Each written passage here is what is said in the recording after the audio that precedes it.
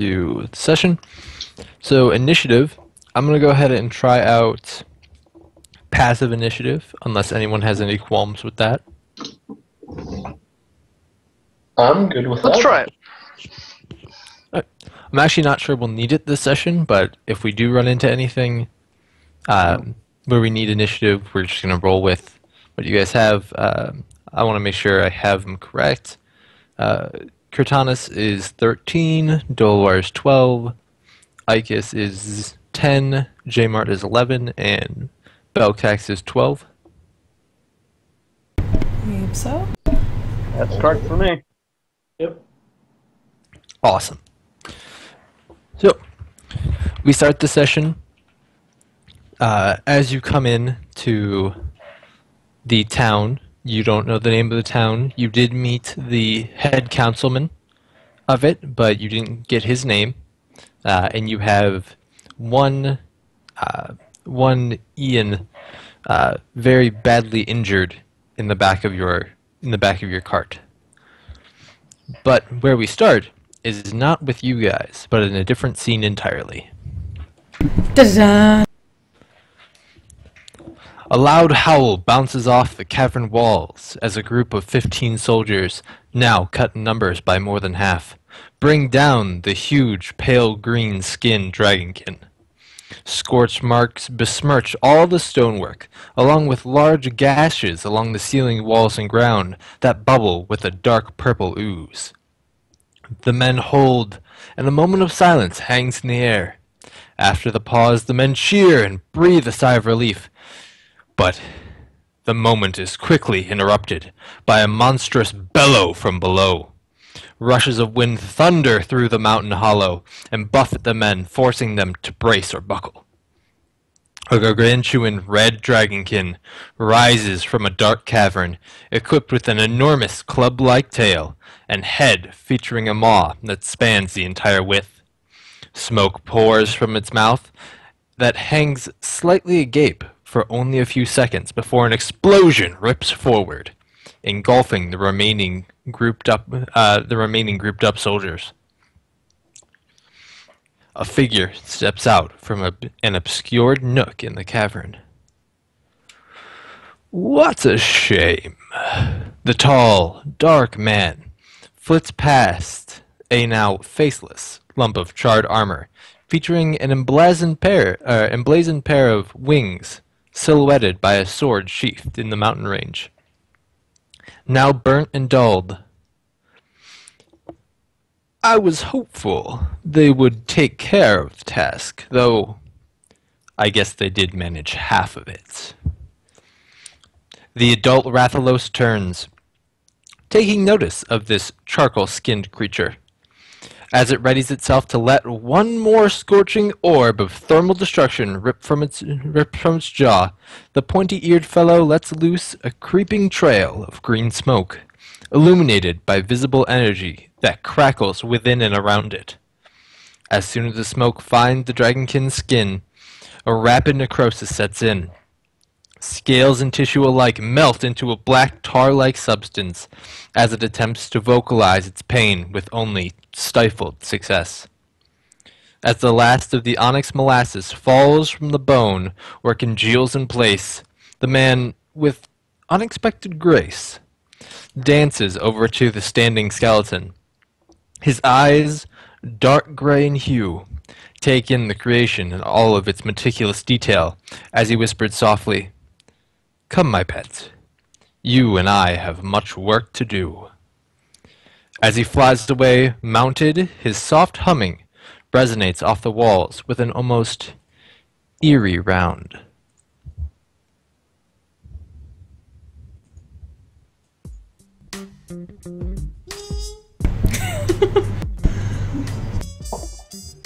Solid. Hoot. Now we are back in town. The councilman has just run off, and you all are about to enter. Okay. Welcome to town. Oh, how quaint. Oh, that's nice. First things first, let's find somewhere to park the cart. Yeah. Okay. Where are you all set up? We know that Ike is driving, and Ian Harp Crippler is laying in back in searing pain. Where are the rest of you? I'm probably sitting on the front board, up with Icus. Probably keeping watch over the people inside. In the back corner. Is this a carriage or like a covered wagon style? A mix. It's the top is covered wagon style, but it does have a door in the back, right? So it's got a loose frame all the way around, not a hard top, but a soft top, and then a door in the back. I'd probably be sitting in the back trying not to get any of Ian's blood on me. Yeah, I'd probably be sitting in the back.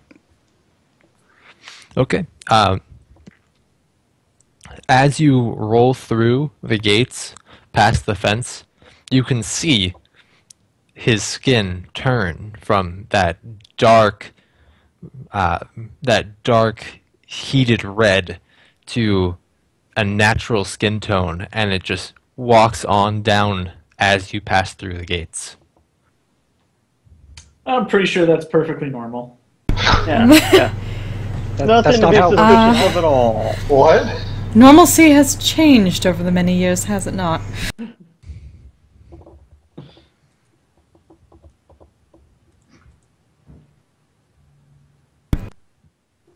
Like, is he like more awake at this point, or does he seem to be actually feeling better? As he came into town and the skin started to change, as soon as it got past his head, he started sleeping comfortably. Huh. Yep. Perfectly normal. That. There really is no war in Bossing Say. Yep. Okay.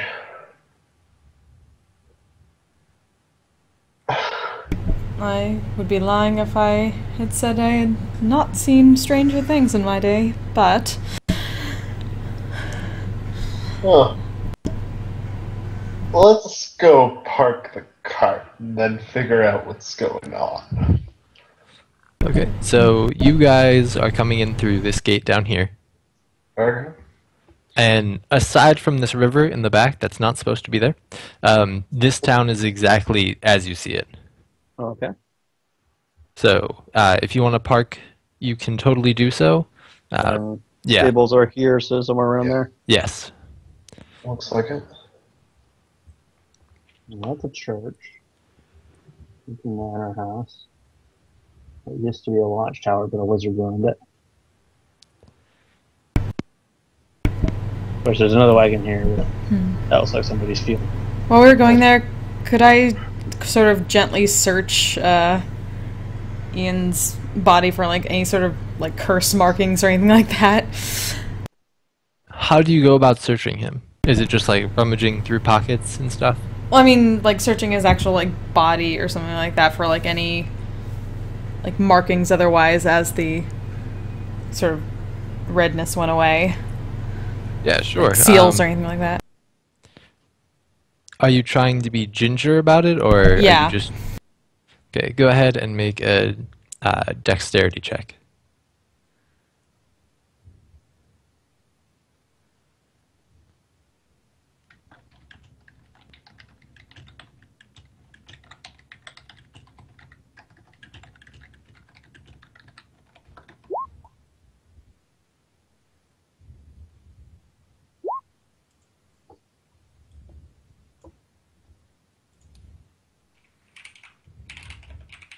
Okay, an 18 is really good. You're able to search most of him.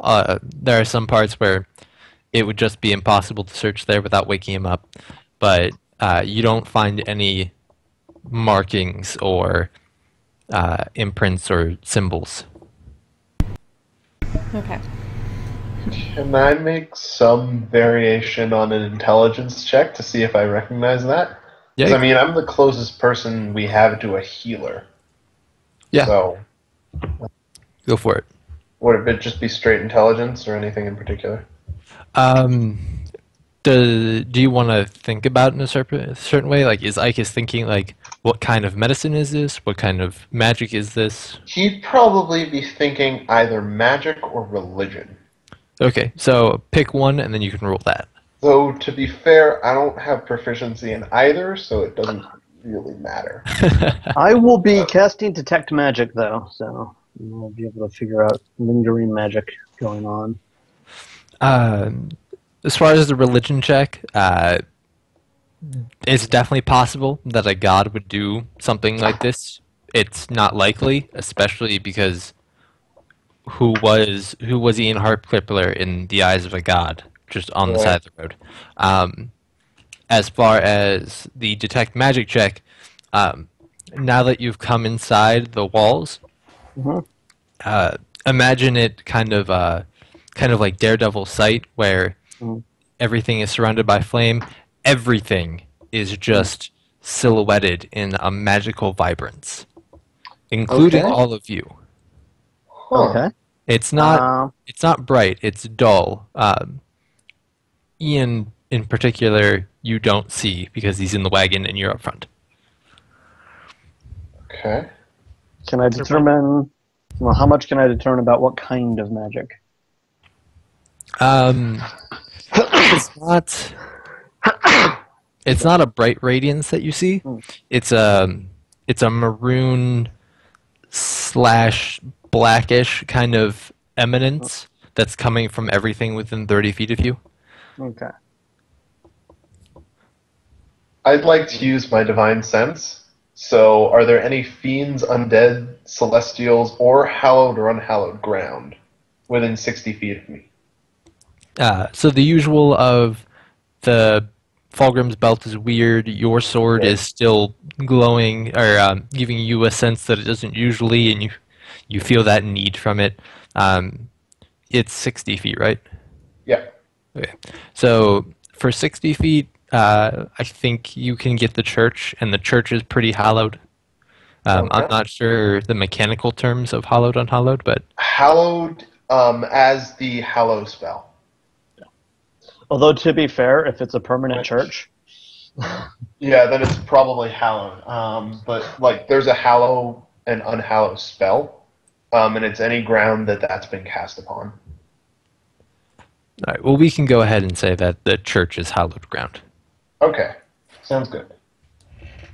Is there anything like particularly special about like? Is there anything I can tell about what's coming from my sword besides just need? If you want to make another religion check, you can. Okay.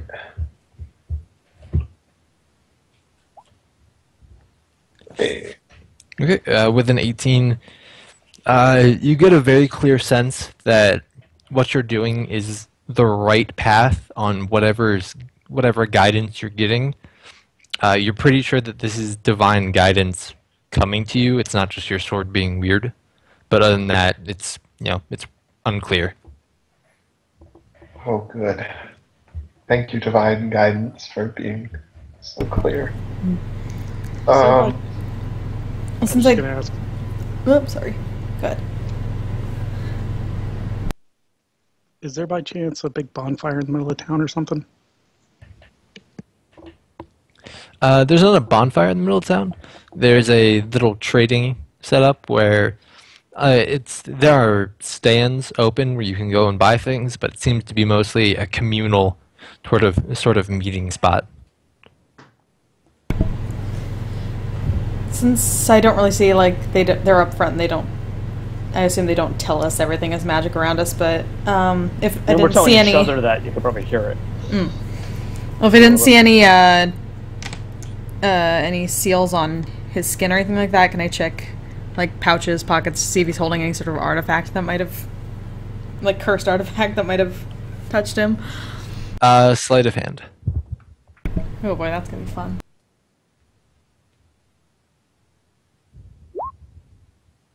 That's surprising. Okay. You can rummage through his pockets. He has a couple silver pieces and a couple copper pieces in one pocket, along with his scimitars that he has. but everything else that you assume would come with him on a journey is seemingly missing. All he had in his pocket were that little bit of coin.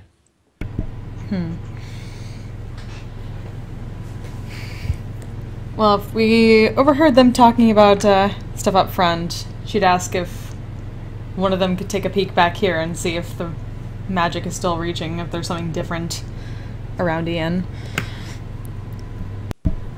I'll take a look. So it's a permanent effect. Or at will. It's concentration. So. I'm sorry. What are you taking a look at? Just using detect magic on Ian. On Ian? Yes. Okay. Yeah. You can hop down from the cart, go around back, and you see. It's been a minute now since you came in. So the glow on him is slightly brighter than most of the other things you saw around the town, but it's fading just like as you peer in. Interesting. Well, whatever magic is on the whole town was a little bit stronger on him for a bit. There. Probably because it was healing him. Yeah, well, if it's a healing aura, and I'm not sure that it is, but if it is, it would have been more active on him, and it's probably just on standby for everything else. But literally everything is enchanted. Go ahead and make an Arcana check.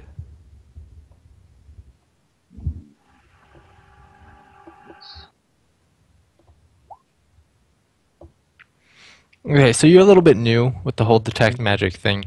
Yeah. But you've noticed a similarity between hue and purpose, right? So usually things like healing spells are vibrant, white, bright colors, right?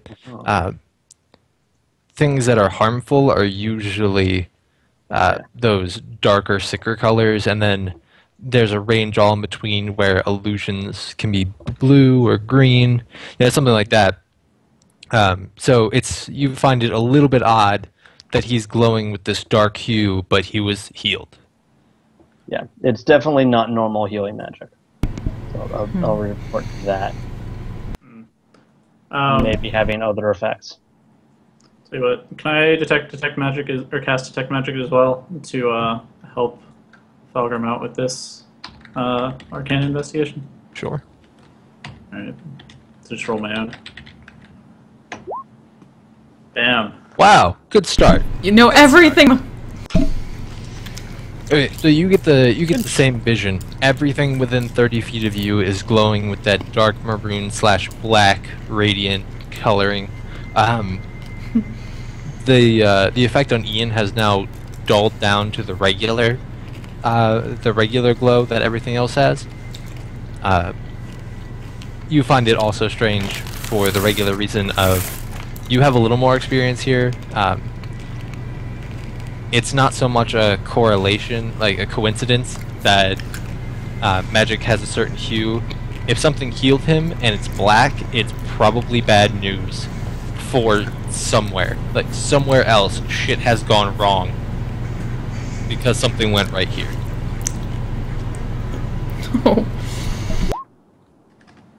So...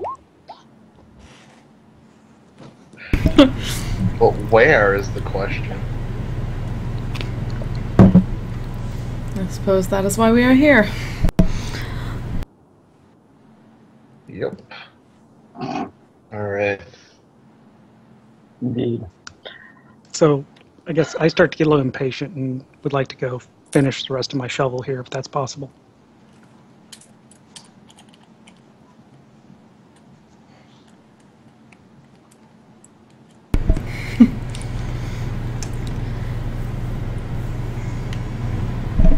So that's fine. I assume you guys go to this middle merchant area? Yes.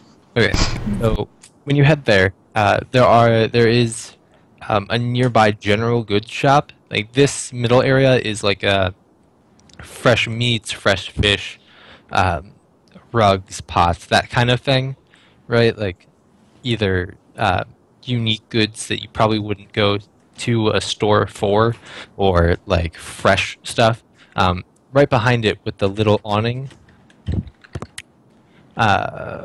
point to it.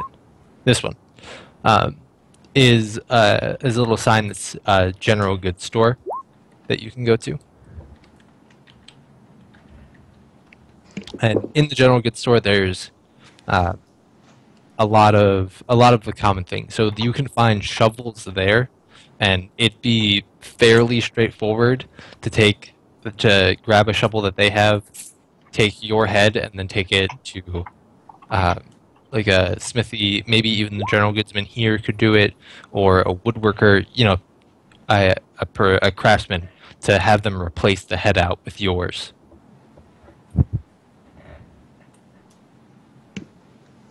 I think I'll hold off then, because I don't know if I quite trust anyone in this town yet. Mm-hmm. While we're walking, do we notice anything odd, like especially odd, about the people who are here? We're super happy. It's a Stepford Wives. Yeah. Like, are they all as happy as the guy we met outside, or... I mean, happiness varies. It seems relatively normal town to you. Like, there are people, they are trading, they're going about their day-to-day lives. I mean, some people are grumpy, some people are happy. If you want to make a perception check, you can, because you're driving the cart.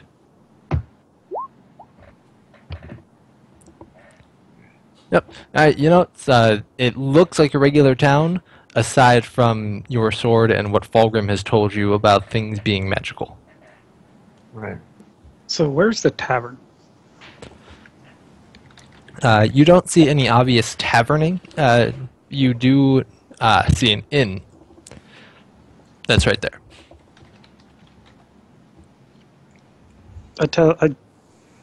We should go to the inn and see if we can talk to them, see if they know anything. Good plan. Yep. So I guess we head that way then. Okay, let's do it. Sure.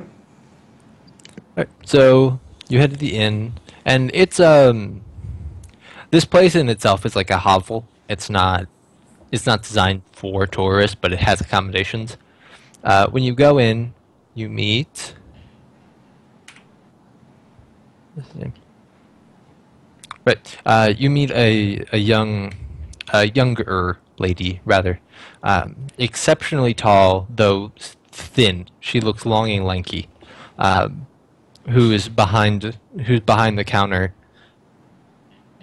just as patrons. There's no one in the waiting room, but you assume there are patrons because it's an inn. Like, you gotta have someone when you shut down.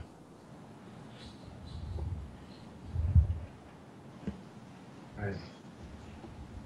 Okay. What time of day is it right now in this town?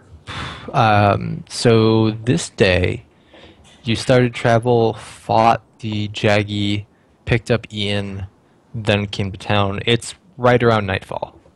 Okay. I'm gonna get rooms, and I'm going to... Actually, I'm also going to ask her what the name of this town is. Alright, so when you go up to her, she says, "Hello, welcome. I'm so glad. Can I get you anything?" Yes, I would like a room. Rooms for my friends. And I'd like to know what the name of this town is. Well, sure. Is it one for each of your friends? Who's sharing? I tend to share with Milcax. Okay. Also, what are we doing Three about rooms. Ian?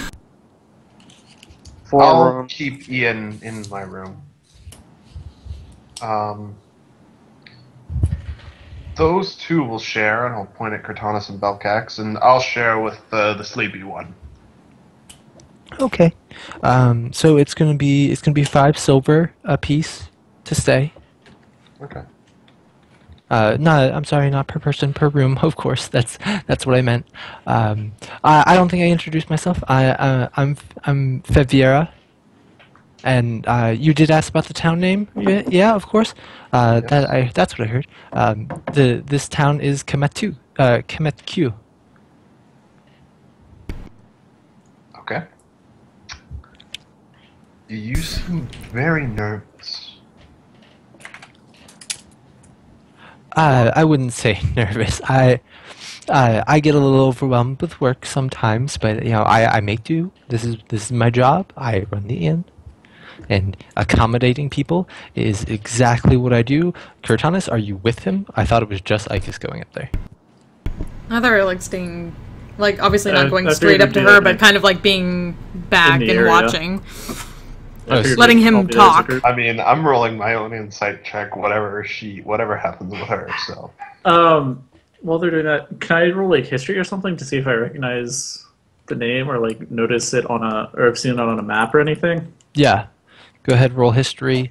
Trying to do You that guys as well. you guys are hanging like just like a couple feet back while Isis does the talking. Pretty much. Okay. Correct. So, Kurtanis, you don't find any reason to disbelieve her reason for being so bumbly, right? Ikis, you're unsure, but I mean, it's totally plausible that that's her reason. you know, if there is something else that you are worried about, you can always come tell me. I will not judge you, and I will do my very best to help you, my friend. Well, that's very kind of you, stranger, but you haven't even introduced yourself yet. I am Ikis Buheim, Paladin of New Semni. And who are your friends that will be staying in my home? Friends, would you care to introduce yourselves? I'll bow lightly. Fulgrim clanless. I'm known as Kurtanis, my lady. Clanless, you say? Hmm. I'm so sorry for your loss. She extends her hand to you. Shake it briefly. Instead of a shake, you get like a warm clasp from both hands, but it only lasts a moment before she goes about. It's like it's business timing. Okay. Yep. Just Kurtanis? You have no other name? No given name? I've long since lost it, but 'tis another story, my lady. Well, if you ever want to sit by the fire and have a chat, no town is friendlier than ours. My thanks.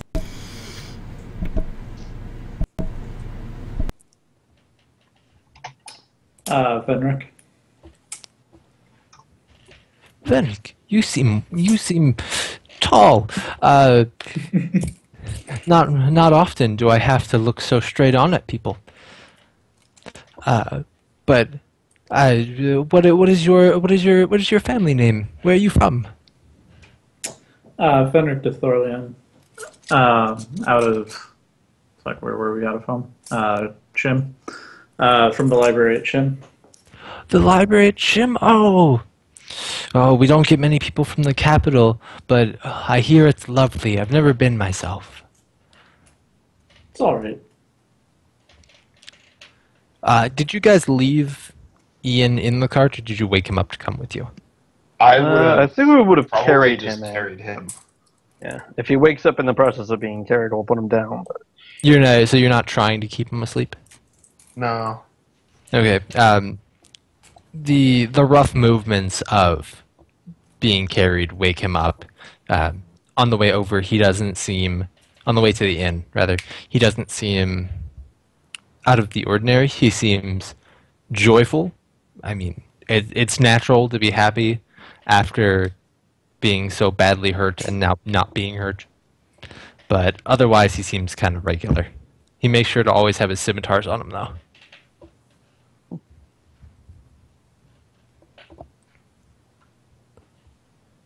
Okay. Why are you so curious about who we are, my lady? I try to be polite to my guests. Is there something wrong? I don't have to ask questions. I don't mean to be rude. Just trying to be friendly. God damn it. You see no reason not to believe what she says. Apologies, my lady. We've had a trying time recently.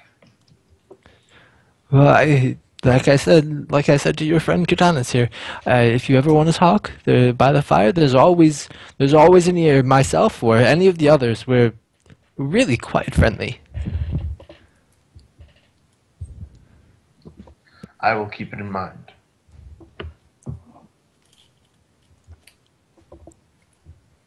And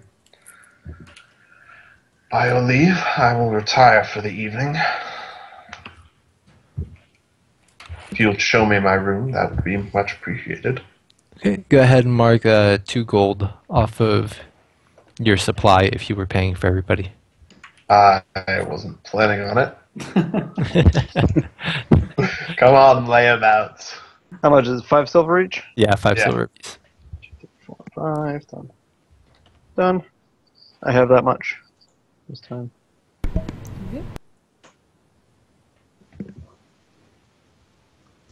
So it was when 5 silver a room, not 5 silver a piece, right? Yeah, 5 silver a room.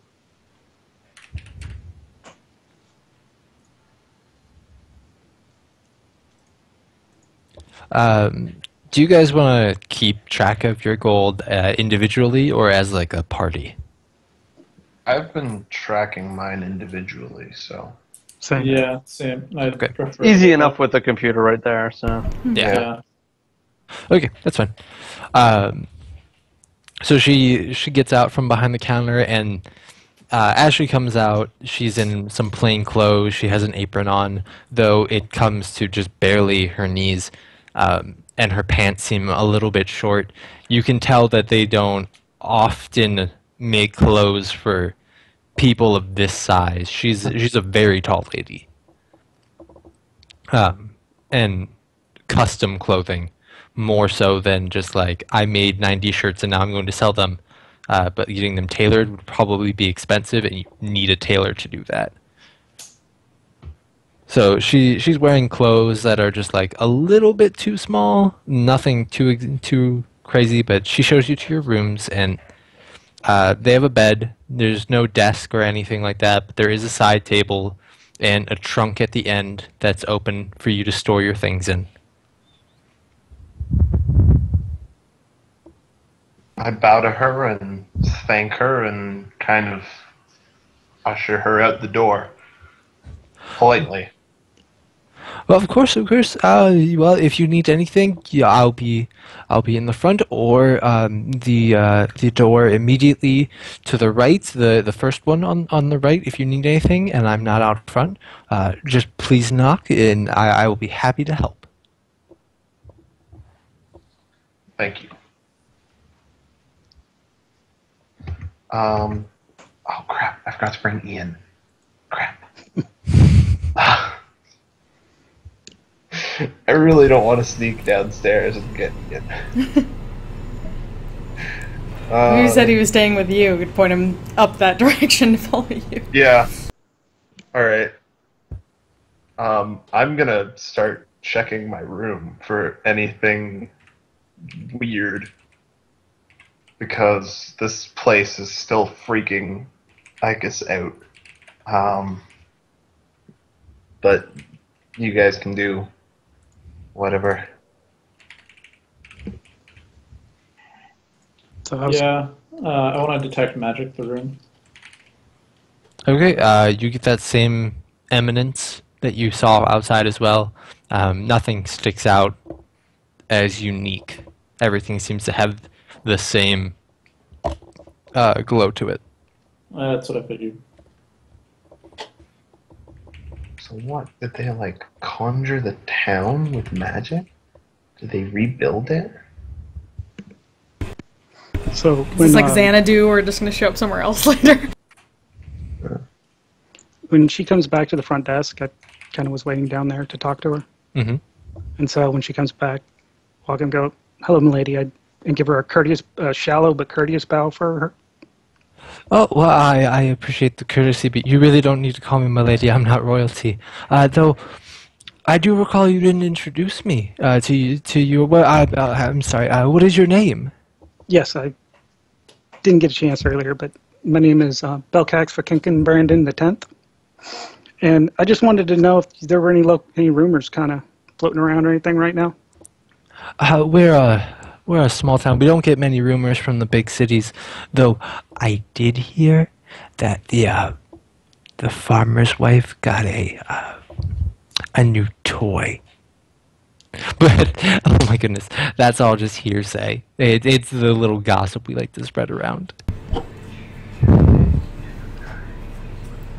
Do women Just like look toys confused. in this town? Just like equally scratching her head. Yeah, Cortana probably wouldn't pick up on the double entendre. Yeah, not at all.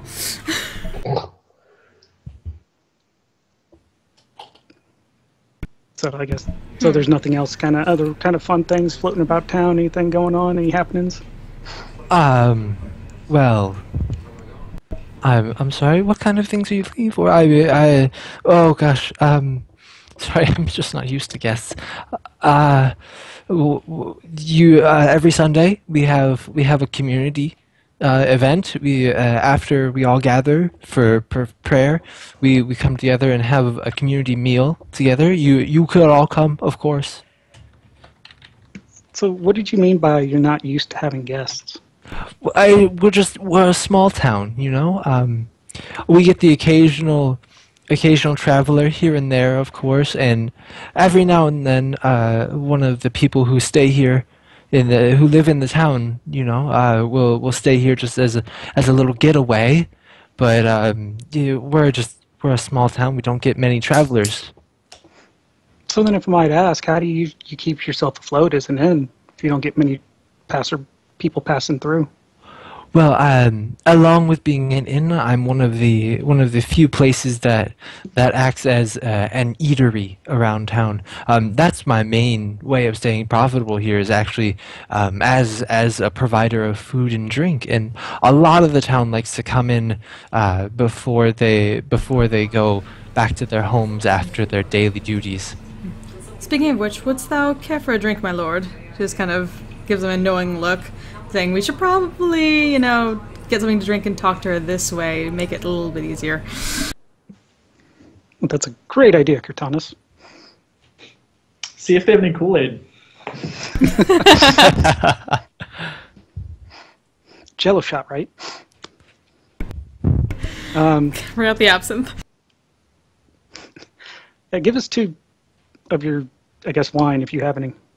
Indeed, that's actually all I carry is a common wine. 3. Do you have another person waiting to join you? I could. Should we wait for them too? Well, if you didn't mind, I was going to buy you one. Me? She blushes a little bit. I'd be happy to. Please, pull up some seats.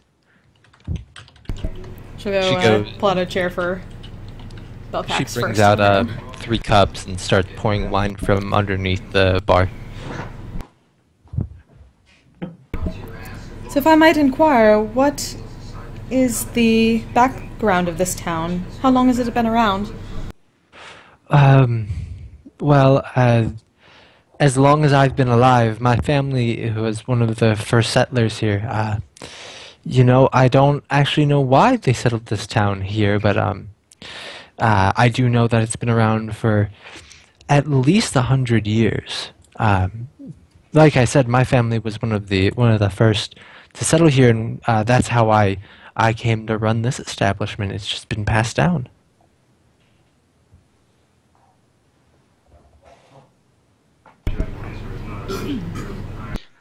So you mentioned a community event. Can you tell us a little bit more about that? Yes, of course. Oh goodness, what day is today? Actually, I have to look that up. Hold on.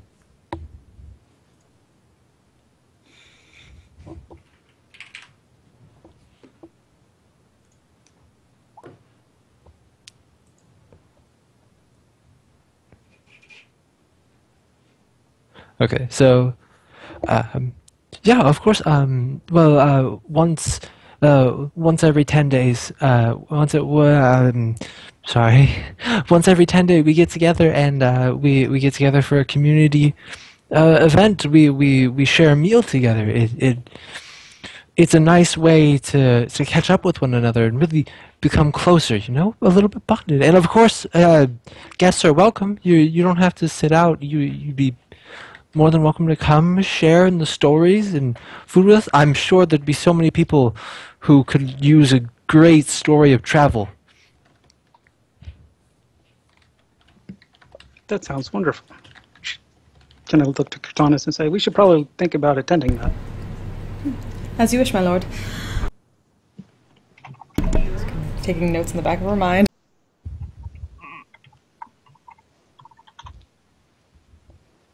Well, Cortanis, unless you have any more inquiries, I think I'm feeling rather tired and think it's time for me to head to bed.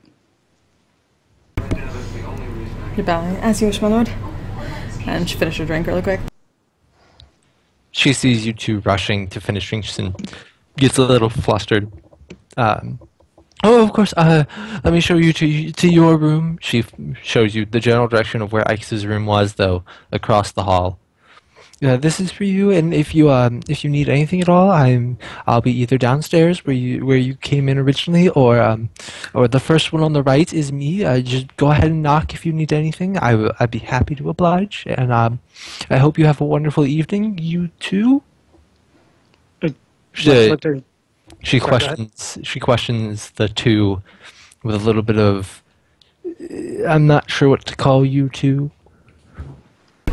I just look to her and say, thank you for a wonderful evening and entertaining us. And then head to the room. Yes, many thanks. And then she'll bow and follow. It's very sort of knightly and soldier-like. And completely ignoring the Yep.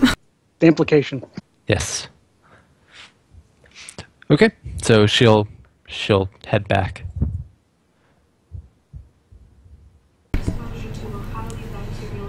I still do not know what to make of that, my lord. Yeah, nor do I. But I do suppose we have something with which to look into with this gathering. Yes.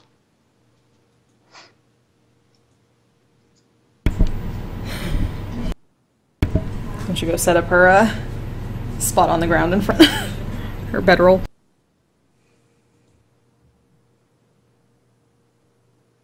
Okay, so you guys are all set.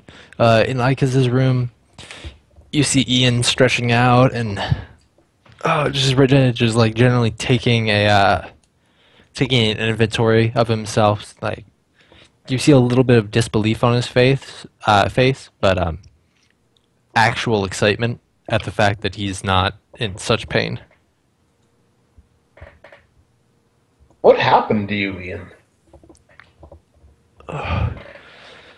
Last thing I remember, I was attacked by a gang. The big hulking figures, tusks coming out of their face, green-skinned, the real gruesome, large beasts. There were three of them, and I managed to take down two, but the last one knocked me out with his disgusting fist. When I woke up, I was burned all over from the exposure, and I just couldn't move. I thought for sure I was going to die on the side of the road. I want to insight that. And I'm rolling, like, not so good. I don't know, if you had advantage on any of these rolls, you'd be fine. But, yeah, but unfortunately. yeah. He I seems assume I completely believe him. Yeah, he seems straightforward. Okay.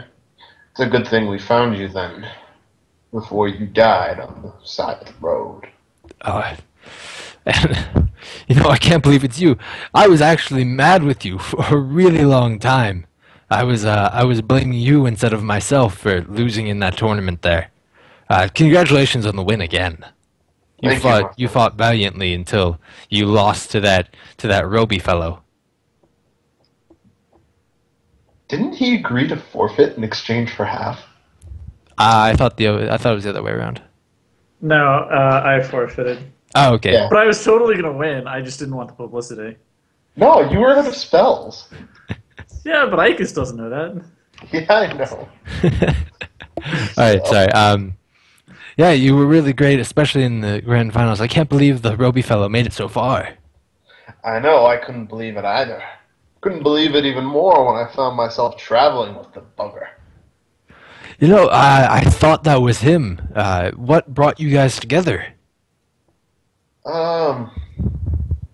We ran into a friend of the king's after the match. He hired us for a job.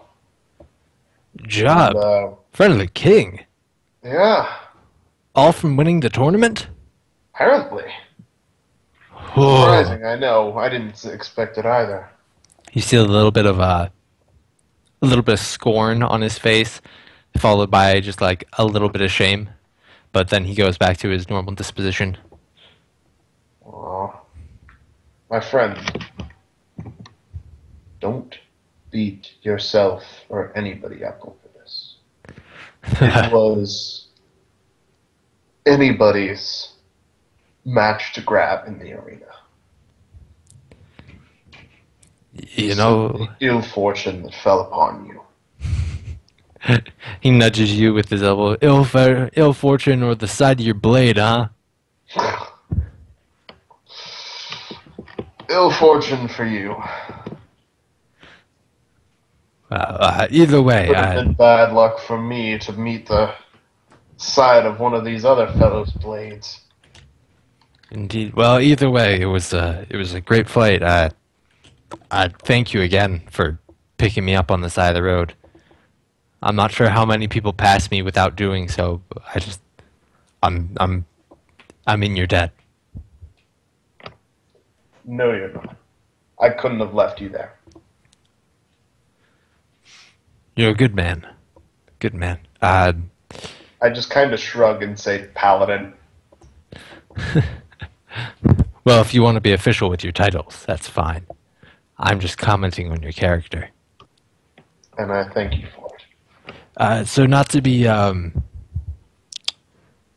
gosh, how do I approach this? Not to be, disthankful, but, are we sharing this one bed? You can take it. Bring on the fanfiction again. Something is amiss in this town. A miss in the town. Why? The lady out front seemed great. Trust me. He's talking about a different mess. If you want to talk to someone who is not of high stature, madam would be fine. Calling someone lady implies that they're highborn or royalty. She's indeed very highborn with her height. Okay, yeah, sure. We can roll with puns. That's fine. I'm so down for that. You got a comic strip coming up then?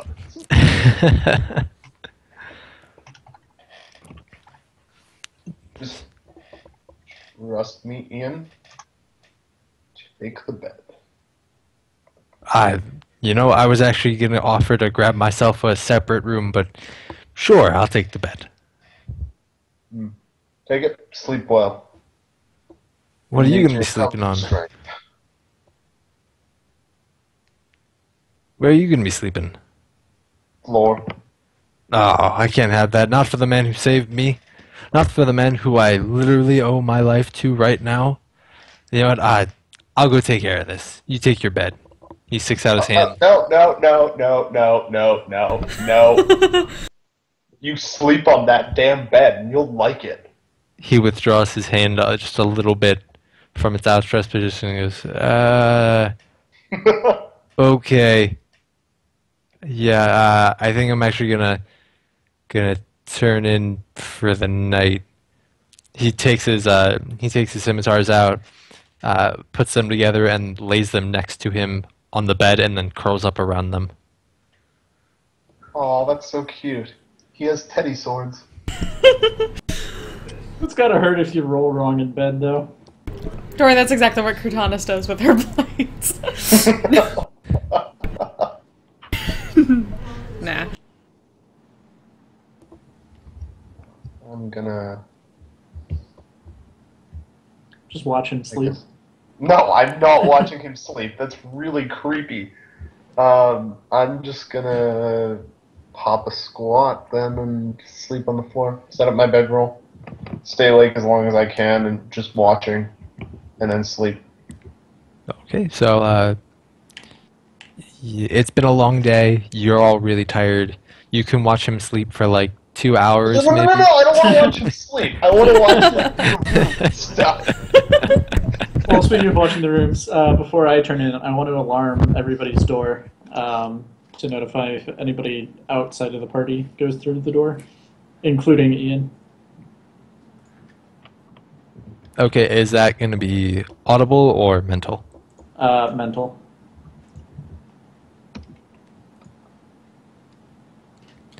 Okay, so you set it up so anyone who is not the party comes through the door. You'll be let known.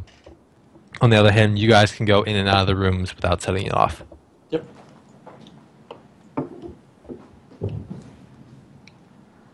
Alright. And I'll let everybody know I'm doing that. Good. I think they'd catch on when you sit outside their door mumbling to yourself for 10 minutes.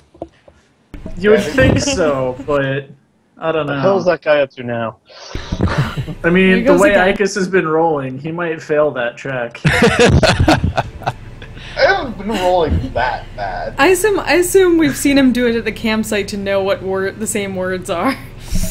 Yeah.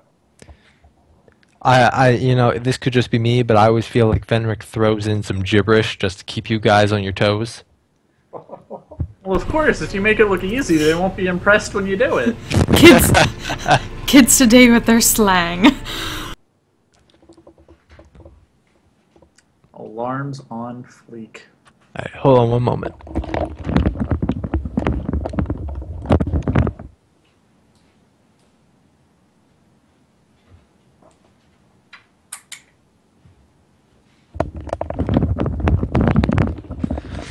Sorry, had to turn on a light. Couldn't read my notes.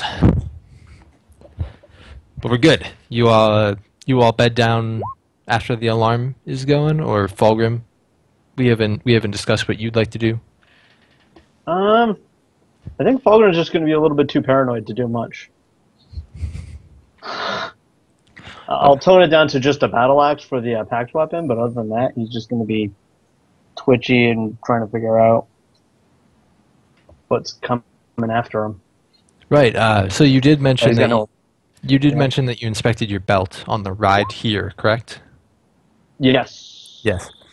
So you noticed that the additional text that comes down the side of the belt, where there currently wasn't any, or where there previously wasn't any, now reads, "Your lifespan is extended for an additional 100 years." Interesting. Oh. Is that a good or bad thing? He threw in a bonus, which also probably means the cost just went up too. As it stands, you are indentured for life. So anytime he extends your life, he's extending your servitude. So it's a positive and a negative. Yep. So it's a thing. Yeah. Yeah, so between that and the whole town creeping me out, I'm like not going to be talking to people. You just sit like almost fetal position with axes ready, just like looking around. Can't sleep, clowns will eat me. Can't sleep, clowns will eat me. In my case, it's not exactly not true. Can't sleep, belt will eat me. Pretty much.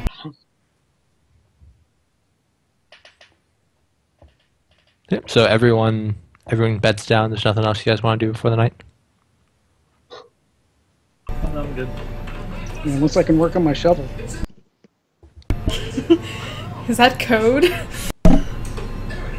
No. Actually, I don't think we went over it. You said you want to use wood, right, for your shovel, but you guys didn't have any spare whittling wood around.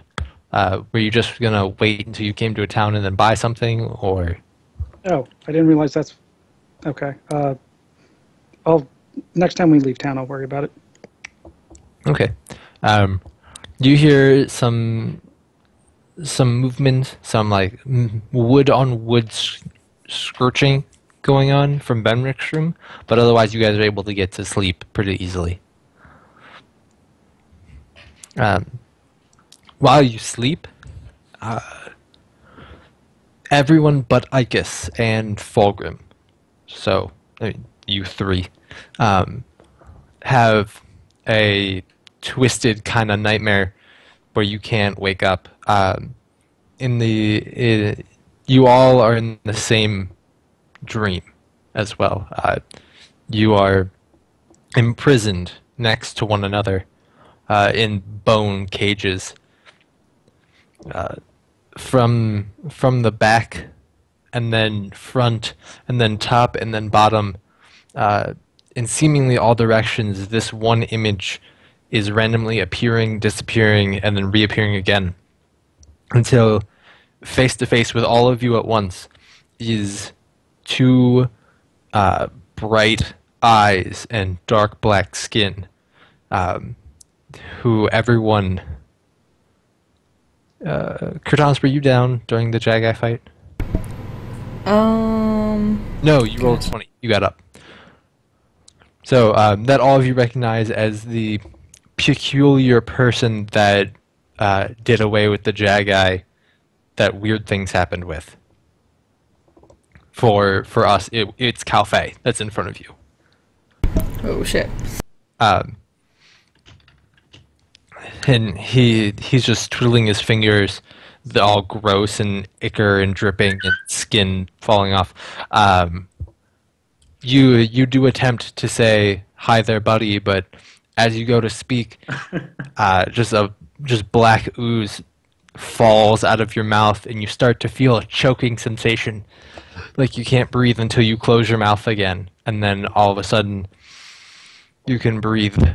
And every time you try and open your mouth, that same feeling happens. Just it feels like you're drowning on this disgusting thick liquid that has little chunks of something in it that both falls out and down anytime you open.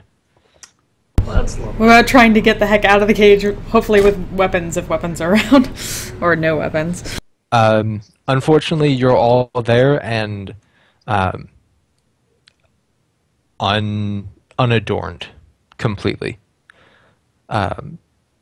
So he's just looking at you for a couple minutes until just like scanning up and down each and every one of you, and each one of you sees him directly in front of them, though they don't see like copies of him next to the other ones too.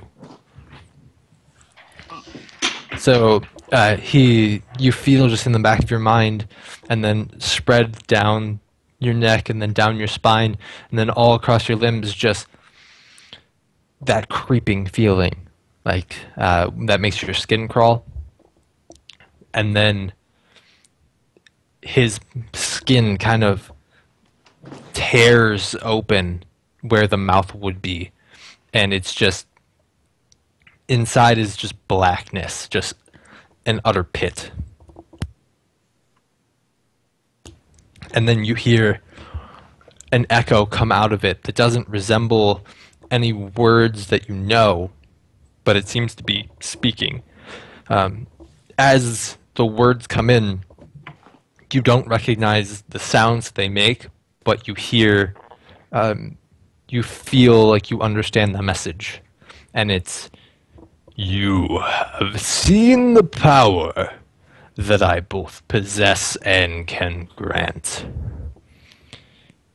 You would be wise to take a place in my army. I would not recruit you now, but should there ever come a day where you are in dire straits and need assistance, You only need yell my name, Cal Fei. At which point, the bone cages crush inwards on themselves with you all inside, and you all wake up right around the same time in the middle of the night, probably like 2 a.m.-ish. I guess you have strong dreams of radiance. Just it's not uncommon, right? But it's not often that you have these types of dreams where it's just all you know is religious bliss in your dream. Oh. For Fulgrim, you have the typical nightmares that you're used to. Okay. Flayed corpses, dead bodies everywhere, horrible. Well, the usual. Yeah. Why does someone want a preview? Already sold Soul. She can't sell it twice. Or can she? I mean, you could try. It might be interesting to see what happens. I mean, hey, there's a place that has a lot of knowledge that might be able to tell you. Yeah, she's too much of a knight to take another deal. And essentially back down in her first one.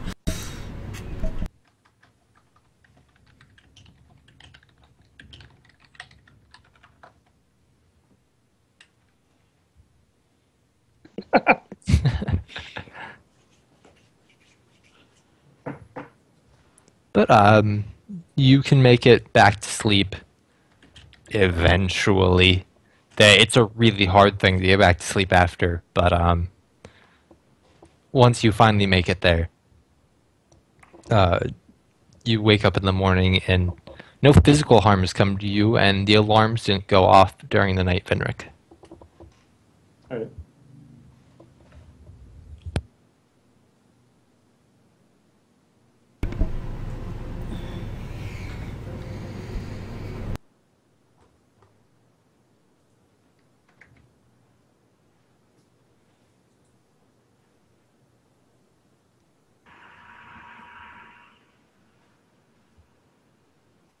So what do you all do? I mean, I had a great dream. I'm gonna wake up and go downstairs and no, I don't want to order breakfast here. Wait, shit. I'm gonna wake up and eat myself a big ass breakfast of rations, and then go downstairs and salute the hell out of that tall lady, whose name I do not remember. Just call her V. V? Okay, V it is. Okay, so you go downstairs, greet her as V. She seems a little perplexed. You get the smell coming in. She's prepared a really nice breakfast in anticipation of you all waking up. It looks like she's been hard at work for at least an hour or two making food. Right? She goes, yeah, I love nicknames, but my name isn't V. It's Favara. God damn it. I apologize, my lady. I could not recall your name, and one of my companions told me to call you V. She gets a little shame going on. Well, it's okay. It's fine. I've prepared breakfast for everyone. Would you like a plate? It comes with the room, of course. Not at the moment, fair lady. I must go and look upon the town on this wondrous day. Oh, it's indeed a great day. Are you sure breakfast is the most important meal of the day? I wouldn't want you to get famished. Though you do have a little something on your lip right there. Did you already eat? I would never do such a thing. Farewell! And I run out the door. Meanwhile, Fenric's gonna come down He is gonna eat. He's also gonna ask for some shit. She doesn't actually have any like thing harder than a wine, does she? I'll just go with wine then. Wine in the morning? Coffee. You must have had a hard night. She pours you a glass of the common wine. Just leave the bottle. Oh my. Was it really a hard night after all? Venric's just not even gonna respond. She's She gonna start drinking. she gives you like an extra portion of breakfast. Just gives you a shoulder pat before she walks away.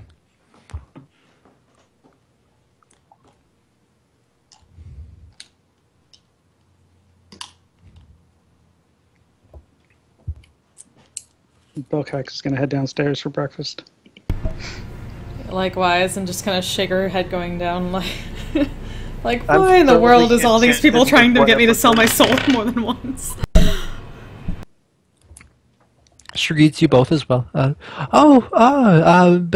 Gritanis, welcome. I hope you had an enjoyable night together. Come, please. I've made breakfast for everyone. Kind of Belcax like just raises an eyebrow like, what? a bit sluggish, but not really noticing, but like trying to be alert, but isn't doing as good a job as she normally does.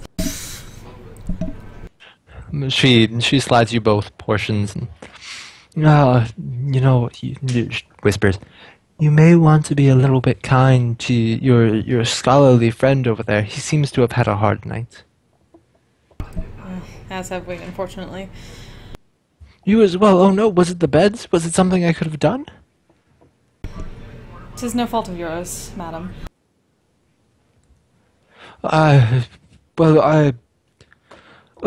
You see just like this look of shame cross her face. It's only for an instant. She goes, well, if there's anything I can do, please just let me know. She shoves extra portions at you both as well.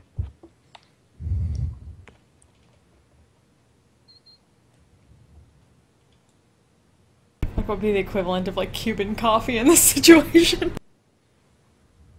There is... Witty. Espresso.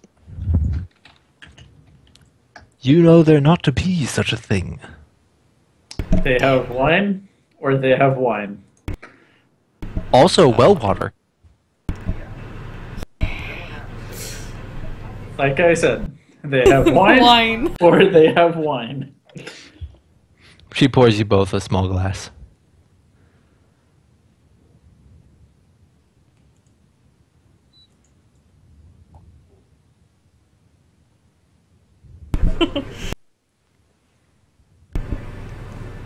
Dragonborn really like their drinks that don't exist.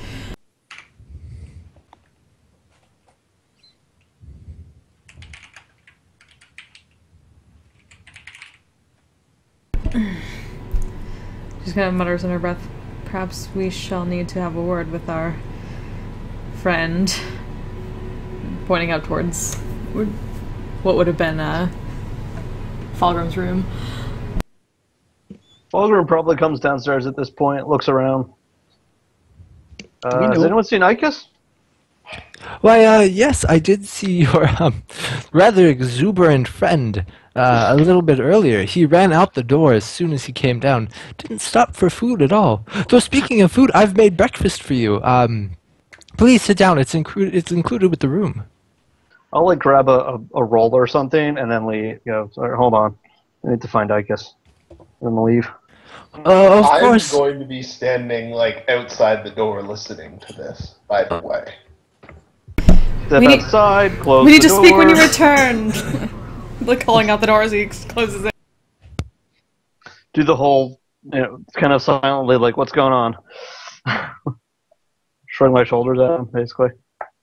I can name the gesture. I can't name the gesture for it. Yeah. No, I think I know what you're talking about. The sword has been pulling me toward this town, and you feel like there's something wrong here. The whole place is enchanted. It's dark magic. I don't know what the magic's doing, except for healing Ian. But it's dark magic. I'm Sorry. getting nothing. Sorry Okay, to seems fun place. sorry to interrupt. You Fulgrim can think it's enchanted, but on the meta level, it's not enchanted so much as everything is touched by magic. Okay. Sorry, Yeah, go back. basically that's yeah. Go back to what you were doing. No, it's like there's yeah. You'd probably just say enchanted, but because he's not can't- going to be precise with it anyway. Yeah, it's fair. I can't help but feel like the two of them are connected somehow.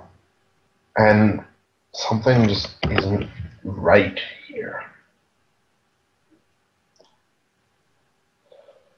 I'm Fulgrim worried. shrugs.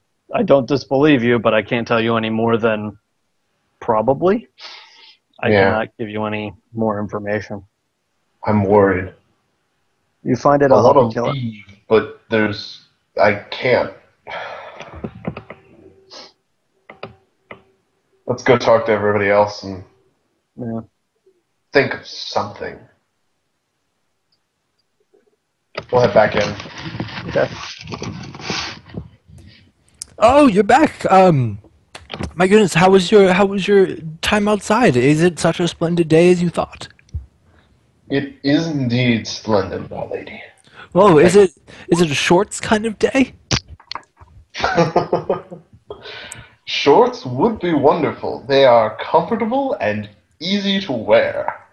However, I cannot indulge as I don't own any. Well, we do have someone who makes clothing. You could go see them if you wanted some shorts. You know, I would, but we'll be heading north in a few days, and I don't think I have room for it in my pack. A few days? You said a few days? Perhaps. Not sure how long we'll be here. Oh, would you like to pay day by day, or would you like to pay for a couple up front? I do offer a little bit of a discount if you pay for bulk instead of, me not knowing when my patrons will just leave. I'll pay day by day. I'm sorry. I don't know when my business here will be concluded, my lady. Well, no need to be sorry. No need to be sorry at all.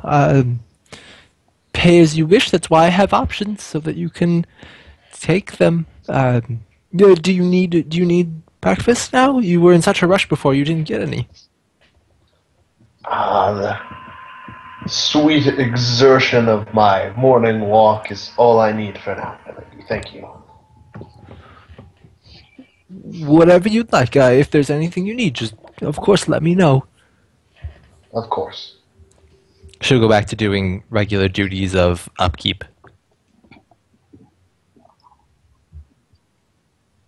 So I guess, are we done eating, or are we still eating? I mean, depends. Do you go back for seconds? Their conversation didn't take very long. I assume we'd still be eating because that took like 10 seconds.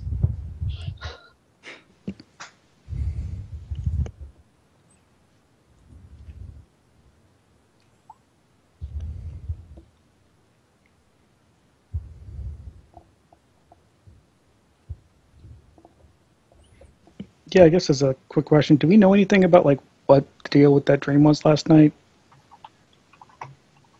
You could make a intelligence check. Demon tried to steal your soul. What more do you need to know? Yeah, I'm pretty sure. Like, I've seen that one before. Shit's scary. What it is. Shit is scary. Well, I mean, we saw, like, that particular thing, and we overheard, like, at least some of the stuff they had been talking about when, like, shit went down with Fulgrim afterwards. Like, we all talked around a fire a little bit. Yeah, depending on how much you guys have talked with Fulgrim and how much he's told you, or how much you've overheard between Fulgrim and Icus, you might know a little bit, but not much. We know he was at least involved with the thing that showed up before. And there's Yeah, I reasonable mean, odds at this point that you've heard the name call Faye. So. Mm-hmm.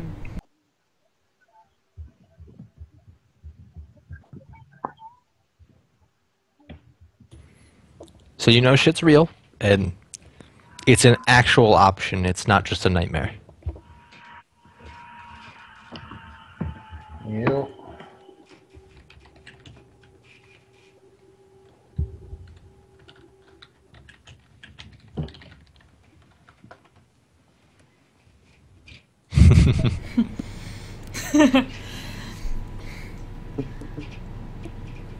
I would. I cannot speak So- much, my lord, but my advice would be to be a bit wary about selling thy soul. Though, like I said, I cannot speak too much. Unless thou wishest such a similar fate. So, how did everyone sleep?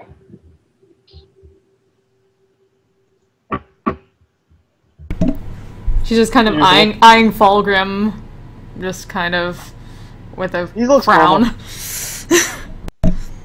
I'm pretty sure I have a penalty to that skill. A penalty to frowning? I feel like you'd be good at that. No, insight. Ah, No, I have a bonus to frowning. I'm proficient. honestly, I'd give you expertise at frowning. Do you even need to roll? I thought he was just naturally taking a 20 on it at all points. Just constantly frown. I have aura of grumpiness. Just silent. Thy patron, possibly, is forthright. Fulgrim. Confused dwarf noises.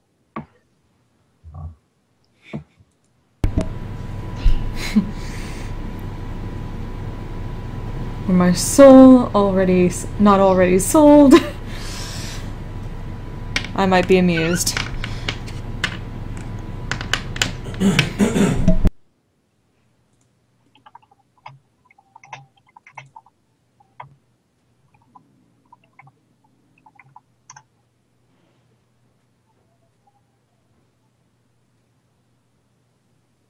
I'm confused. What are you talking? She just says one word. Calfe. What of him? Now you have my interest. We hast been propositioned. And not in the working on your way on your shovel kind of way. Haha! Belcax gets some inspiration. Yes. Excellent. If you want my advice, don't take the offer. Just kind of chuckles under her breath at that. I hast no soul to give to one such as he.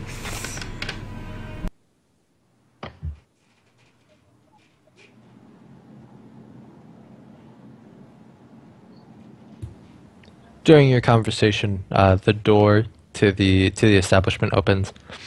In walks a human woman with tangled black hair, hazel eyes, and well-made clothing. She's carrying a small jar. She's, "Oh, Favera! I have the herbs that you were looking for. Oh, you have guests? I'm so sorry. I don't mean to intrude. Please, here. I'll see you around town." And they both dip the pleasantries, and then she starts to walk off. Is she the one with the toy? Shaking, scratching her head. You see Favera chuckle. No, that's Saroa. She's the town herbalist.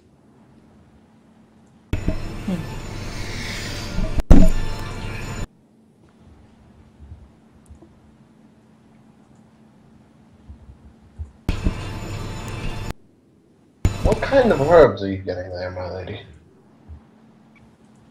This is so I can begin to make tea soon.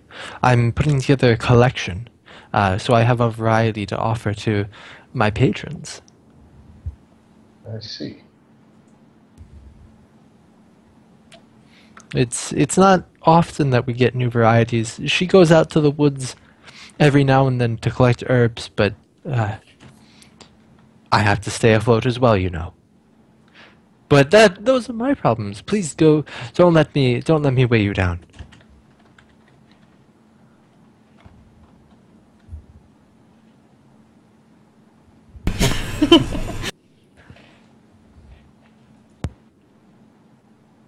Of course. Tea and brownies. Yeah. Brownies. Oh, I've never heard of the concoction. What are those? What are brownies? Chocolate cakes. But yeah, chocolate cake. Katana kind of looks a bit like glad that this isn't something that's gone extinct in the past however many years. Lost to the ages. Chocolate cake, you say? Using the cocoa bean? You have access to it? It doesn't come by very often here. I don't have any on me. Well, if you ever have some, please be sure to stop back. I'd love to get some of it to make some new recipes. Okay.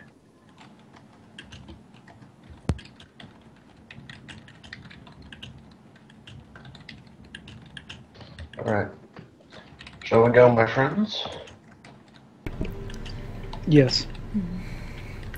Okay. So we would tell them about the thing, what was that? The meeting that people have that we heard about the prior night. Yeah, once we were outside, discuss it. Yeah. Okay.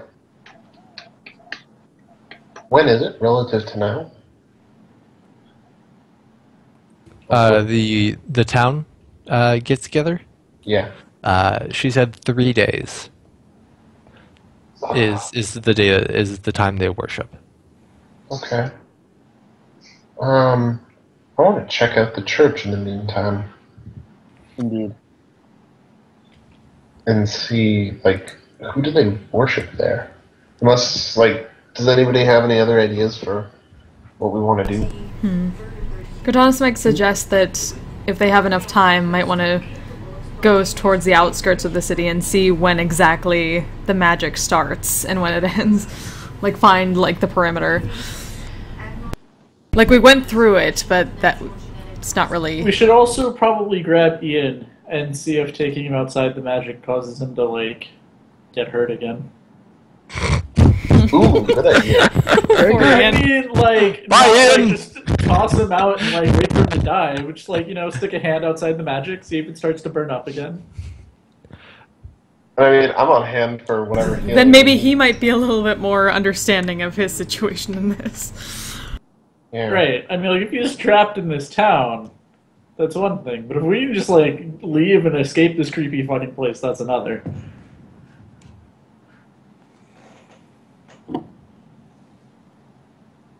We may also try talking to the mayor. Even though I know we already talked to the city councilman. He was... Oh, it wasn't the mayor that we met before, was it? Find the school board. No, I just want to you find previously talked to something the I head of can the city hit with a council. sword. Yeah, he was weird. Yeah. Yeah. Alright, so what's first? I vote grabbing Ian and doing a science experiment. Of course you do.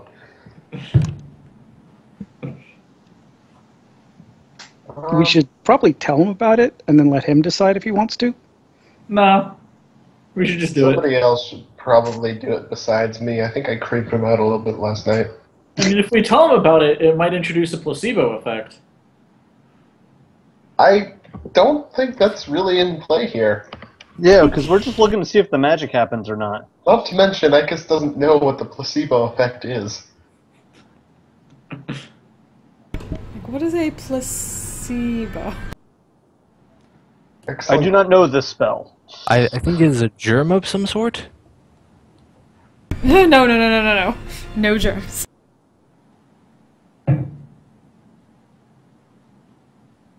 Part of the seed? What?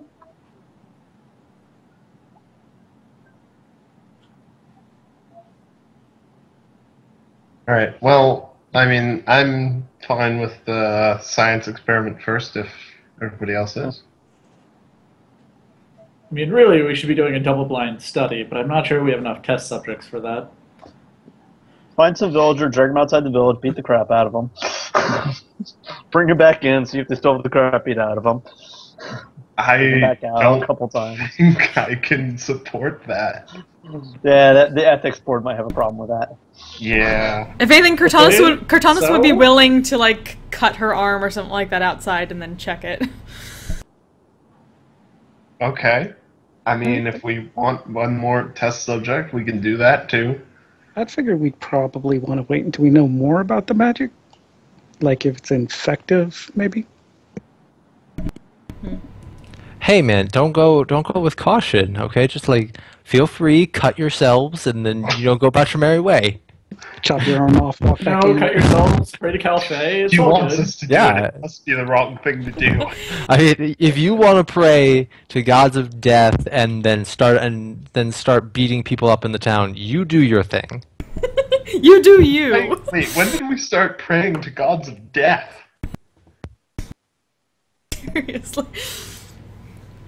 These No, are just is that who they're examples, praying man. to?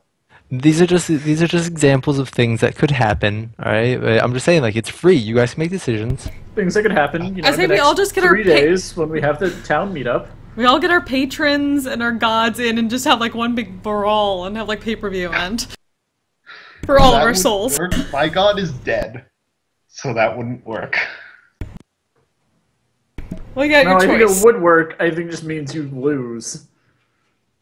I mean, we could summon like one of the angels or some shit, but whatever. Point is, let's go do science. For science. Let's be the Mythbusters. I mean, science is just a Angels. rat, so it's kind of creepy that you're saying you should go do them. Oh my god. Seriously though. God damn it. Okay, But let's go seriously. get Ian and explain what we're gonna do to him, and then do science. So you shake him a little bit to wake him up, and he automatically reaches for the scimitars and starts to draw them as he gets woken by you. Relax, boy. Hey, you stay away! Oh, it's morning. Sorry about that. Icus, what do you need? Bad dreams? Precautions? We need to try burning you. What? Wait, no. Wait, no. I want to insight that shit. Hey! Yeah, when he says precautions, he means against you. Oh. Okay. Yeah, somebody else explain to him what we're gonna do. I'm just gonna leave and go downstairs. We need to try burning you. What? No! Wait, why are we burning them again? Goodness, peace! Oh my god! I had nothing to do with this idea, Ian! I thought the idea was just to see if... Yeah, Come on, we need let's to go. take him outside the town limits to Yeah. see if whatever healed No him goes burning. away and he burns again. He now has both scimitars ready, like, defensive positions, trying to back himself into a corner. Cortanis is gonna I try to like get leave. between the two, hold out her arms, be like, peace, we need to talk about this civilly. I don't understand. leave. Isn't that what we're doing? Apparently We not, just and need she to see if points the healing to effect was permanent. Which means we have to take you outside the city limits to see if you catch on fire again. No one's gonna burn me! Well, no, but, your body might burn itself as you leave the field of magic that's What? in the area. What What the he means- balls are you talking about? What exactly are you trying to do? we Oh my god. We have seen you be healed as soon as you entered this town at a certain point. However, we are unsure whether that particular healing remains once you leave, so if you do wish to leave this town and not be hurt, we may have to deal with it appropriately before we leave. He looks at you suspiciously just for a moment. He's like, That's how I was healed? as far as we know. However, we are unsure about the nature of such healing and whether it is nice or not. For a better, Hence lack of a better the word. need to take you outside the city limits and see if you'll catch on fire. Peace! What are you not getting about this? He puts one scimitar down, the other one points to Venric. He's like, so long as he doesn't come. But I need to observe. We can tell you how it went. Like, he will hold his tongue. Hold on. If I use detect magic and then use feather to see through feather's eyes, can I still see magic? I don't think so. Because you'd be seeing through his eyes, the effect wouldn't be with him. All right.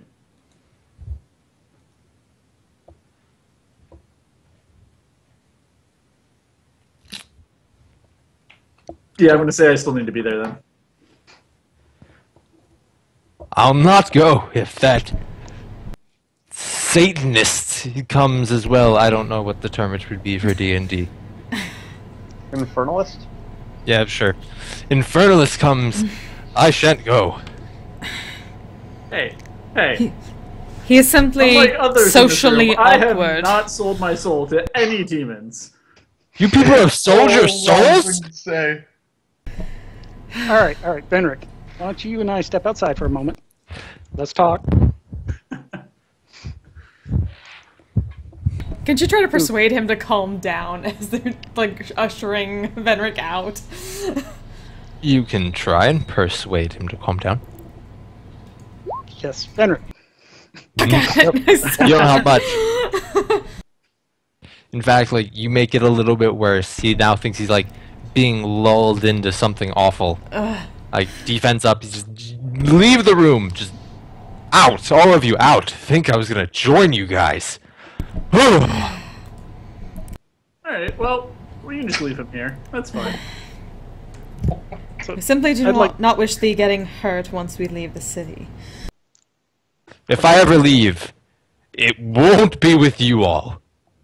So I'd like to go in and try to persuade him that Venric's outside.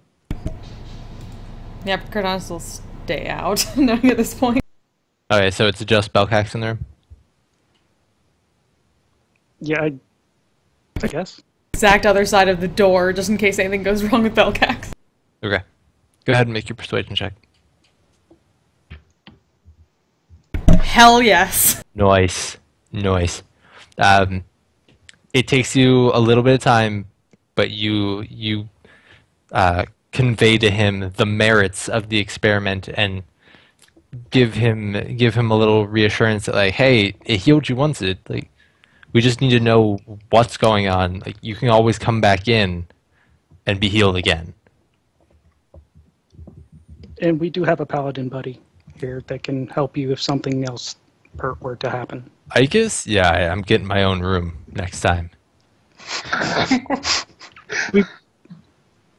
I understand. Fine.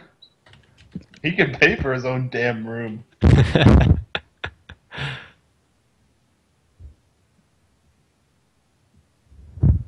So, shall we? All right. Yeah, sure. We'll head towards the gate. You all walk out down. Once you meet in the common room, the innkeeper waves over to Ian. He's like, "Please come have some breakfast. I've made breakfast for everyone. Are you hungry?" And he is. He goes and sits and eats and tell you all that you can wait until he's done. And he goes through. That's fine. We need some preparation anyway. I'm going to get started on casting Detect Magic. Okay. It takes him at least 20 minutes to get through the many portions that he goes through. You see him just sliding over copper after copper after copper in what seem to be tips to the lady. But he eventually meets you guys out front by the gate. Just scimitars on the belt, but his hands are on the hilts. Okay, explain the entire thing that I have to do. Do I have to fully go outside? How far away do I have to go? We'll lead him up to the barrier, because I'm assuming we can see where the magic is cutting off. Yeah, when you use Detect Magic, everything outside of the fence is regular. Everything inside of the fence is glowing. Fenric's just going to tell him to stick his hand outside the fence beyond where the magic is to see what happens, and then he's going to lean like uncomfortably close to the hand. You see the rapier pop a bit with the other hand. He's just nervous, real nervous about it. He goes over to the front gate, starts to stick his hand out, getting closer. What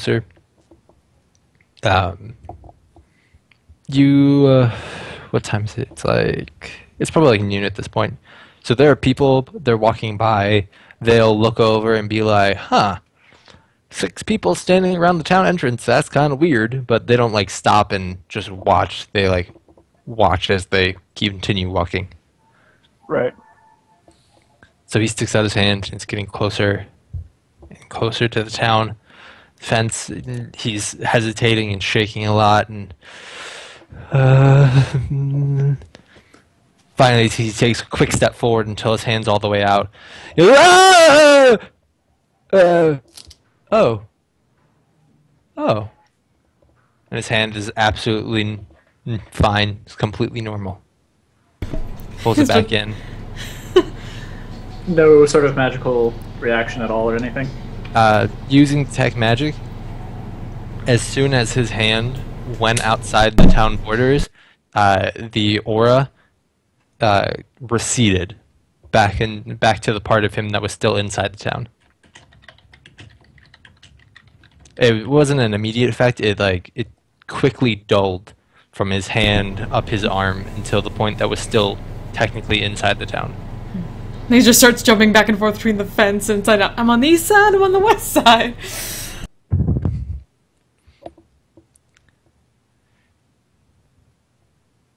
So it stays. Well, that was good to know. Yep. Thank you good to know for that- helping us with that science experiment, Ian. And that thou shalt be okay if we need to leave in a hurry.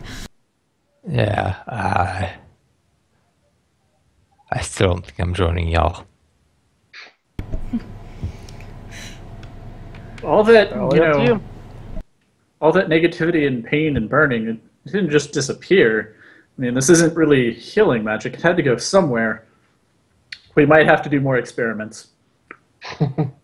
Hands on hilts. More searching for clues, he means. So, shall we go to the church or the mayor? Church probably won't be long, right? Say go there first. Yeah. Okay, you guys walk over to the church entrance. The stained glass that's on this little arch here, is all a sky blue with one horizontal bar that is a light gold color in stained glass. As you go in, there's no one in the pews right now. Even if it were the day of prayer, it's a little late. Though there is a little bit of noise to be heard going on. Do we recognize who the church is to? This symbol isn't of any god that you know. Is it to a cause or something? Maybe? It's not like to farming or anything like that, if that's what you mean. It's probably just a cult. Maybe. Let's go in and No, find no, it. they're an organization that promotes friendship and tolerance. The bronies. Yep, that's the cult. So, like I said, a cult. Yeah. The symbol is just Pinkie Pie. what was I going to say? So, Realistic. is there Is somebody that we can the- go talk to? Well, first of all, does the church have the same magical aura that everything else in town does? Yep. No increased intensity or anything like that? No, it feels like hallowed ground because, again, it is a place of religion, but it's got the same aura. Okay. Weird. Is there anybody in here to talk to or anything? You hear rummaging or noises of some sort going around, coming from the far end, but you don't see anyone. I head on inside. Follow. As you guys make footsteps that echo around the church, as footsteps naturally do, someone pops their head out, and it's Belcax would know, a young dragonborn who is silver in color, though it's a matte silver. It's not a glossy silver. Poses it out. Hello. Oh, visitors. How can I help you? The day of prayer is not for at least 2 days now. Look, We were wondering who exactly you pray to. Your symbol isn't one I've ever seen before, friend. That is a question we get from everyone who comes through here, though there aren't many. We pray to the pagan. Yes.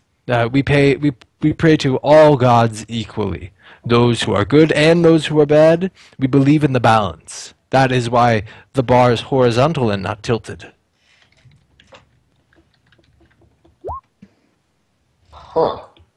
So, you don't get a lot of people through here? The town, no, we don't get many. Those we do get is quite the treat for the inn, though. Speaking of, Yes. why are you all here? What is your travels take you that you'd pass through such a small hovel? Why is everybody so Oh, damn curious about us? We were just kind of on our way to a place about a thing. Ah, See a man about a specifics. horse. I do love specifics. My dragonborn fellow, who are you? My name is Belcax Finkenbrandon the 10th. And you might be? Thanking Braden. Oh my. Well, my manners. Is there anything I can get you, please? No, that's quite all right. I'm just curious. Absolutely anything for one of the great three. We're more curious about what else going on in town. So if you have any kind of information for us, like, if you can maybe tell us about the community event that y'all have going on every so often. Oh yes, once every 10 day we get together for prayer to the many gods. We share our prayer equally for a couple of hours, and then we all get together for. My goodness, are you sure you don't need anything? I feel so inhospitable at the moment. Please let me get you some water while we speak. No, that's quite all right. Of course. Well, afterwards we gather together for a large community feast where we all. It's a potluck of types, you know. Everyone sits down. We swap stories. It's a general community bonding experience that it's really brought us very closely knit. When you say you have prayer services to all the gods, how do you go about doing that? Well, it's very simple actually. When we pray for balance and good fortune for those that we love, and we also pray for understanding, knowing that when hard times do fall, it is for a reason. Mostly we pray that the gods would impart on us good faith from all sides, instead of just from one, say, what is the name of the dragonborn god? Tiamat, or the other one? Tiamat. Or no, Yeah, Tiamat's Tiamat or the bad- Bahamut. Bahamut. Tiamat's the bad one. Bahamut's a good one. So, say instead of just worshiping Bahamut, we worship everyone equally. Interesting. Friends, do y'all have any questions you may want to ask? Yeah, why is this town so weird? Well, weird. What do you mean? There's magic everywhere. What? How could you not notice this? Sir, there are no magic users in this town. That would be why they do not notice this. You come in here, Telling the truth. you think so. You come in here and you accuse us of being magically perverted kind of people? Who are you? Fred, You've not even introduced yourself in the face of Fenka Braden. Who? Oh, okay. Cortana's just like Eyebrow face starts palms. This guy. Oh, him. Really? Interesting. Why would I need to introduce myself to somebody that I walked in here with? You don't show courtesy to guests in the presence of such a lordly presence? I cannot believe you. So uncivilized and uncouth. He spits down at the floor. Oh my goodness. Sir, I didn't mean to be so vulgar. I think Benrick's just gonna start laughing at that. Unfortunately, manners are Start something walking that away. Like, our I can't compatriots have deal not with this. been. Please pardon Less the manners of our friend here. I cannot believe you put up with him. He's useful to have around. I'm gonna go do more experiments. Experiments? What does he mean, experiments? Leave my church alone! So He's a Lord. curious fellow. Make sure he doesn't damage my church. We take pride in our things here. We don't need some outsider to come in and destroy the place for his experiments. No, I'm gonna leave the church. I'm gonna go back to the front gate. I'm gonna try giving myself like a small cut and bringing it back inside the gate and closely watching what happens. Okay. Vertical or horizontal? Just like a small horizontal cut along the hand. Okay. As you pass by the town fence border, it heals. Okay. I mean, like, can I take a closer look with Detect Magic on to see if I can get a better feel for what the spell's doing? Yeah. It's the same thing you saw when you put your hand out. The glow fades, and when you slowly slip it back in, the cut itself glows very, very brightly in that dark maroon black presence. As it closes, the glow fades down to nothingness until it just envelops your whole hand.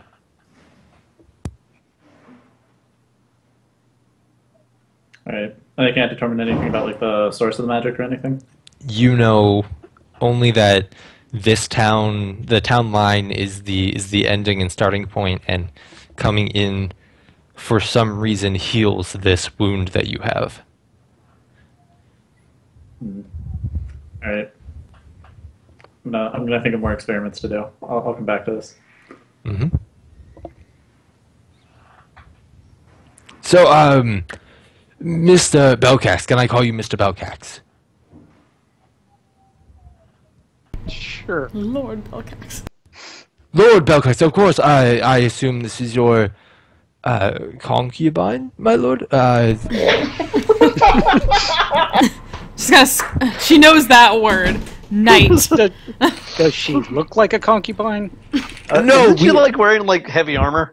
and Yes. have swords? Hey, you never know what some people are into.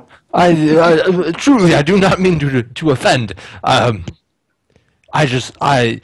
know that the noble three don't usually travel with their significant others. I'm so sorry. Anyway, Knight. of course, I'm sorry, Knight. I don't know your name. Cortana. Knight Cortanus, I beg your forgiveness. Lord Belcax, is there anything I can do for you? Can you tell me what all, like, if there's been anything going on in town out of the ordinary, or just anything going on?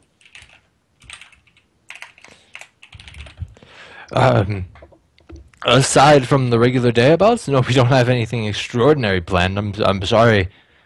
We had no idea that you in particular were coming. If we had, I would have organized an entire celebration just for your honor. Of course. Oh, there's no need for that. There's still time. I can put something together, sir. We can have a feast if you want.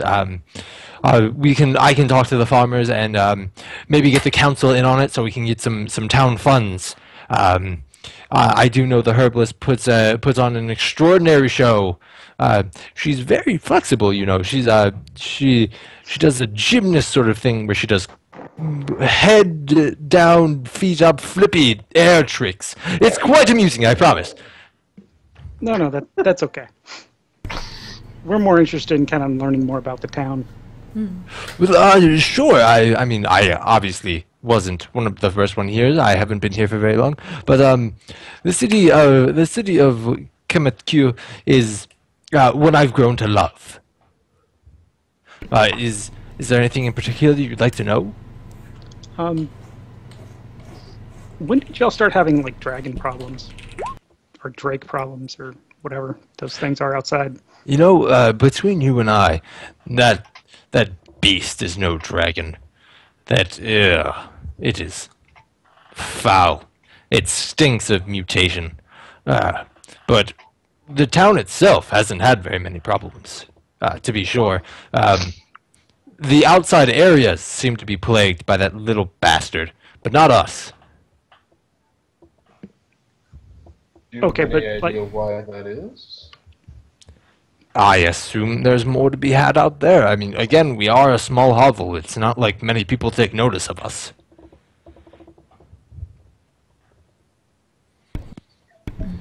How long hast thou been here? You said not long? I personally have only been here 1, 2, 3, 5 decades.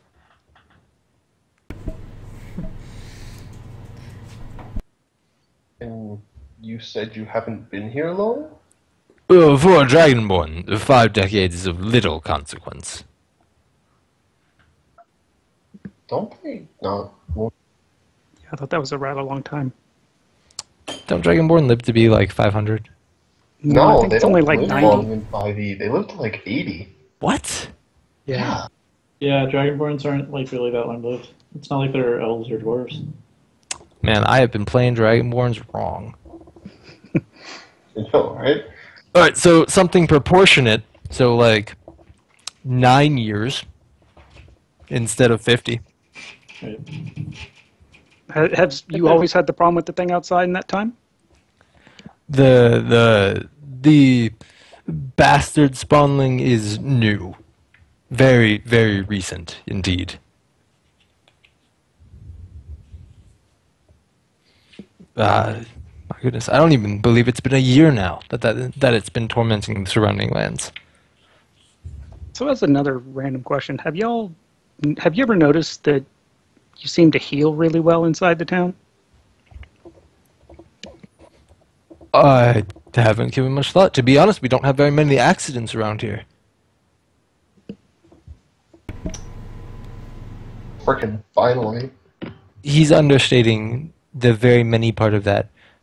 They don't have accidents around here, you think? I know What what do you your friend mean is by right now. very many, my friend? Well, I actually can't remember the last time someone was injured. And has it been like that since you've been here? Come to think of it, yes. I don't think I've ever had to perform a healing. Huh. That's interesting. Which I want to try cutting my hand while I'm inside the city limits.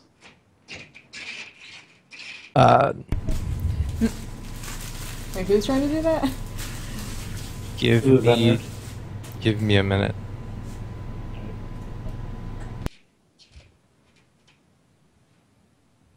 I mean, this is a farm town. There should be people getting injured everywhere, but Also, if anybody else has any ideas for experiments.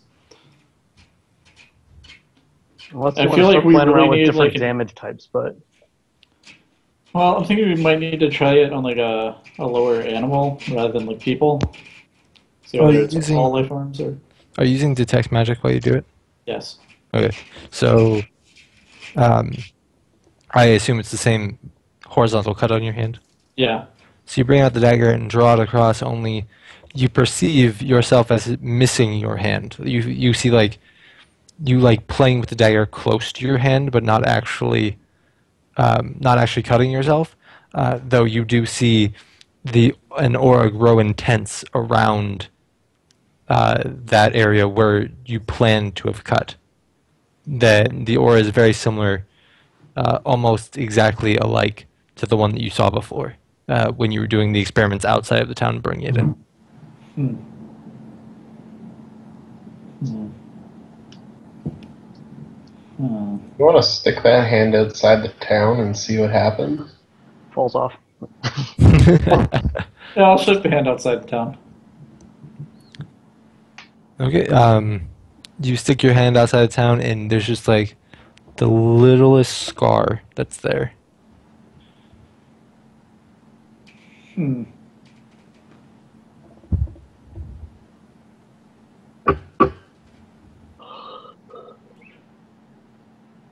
Interesting.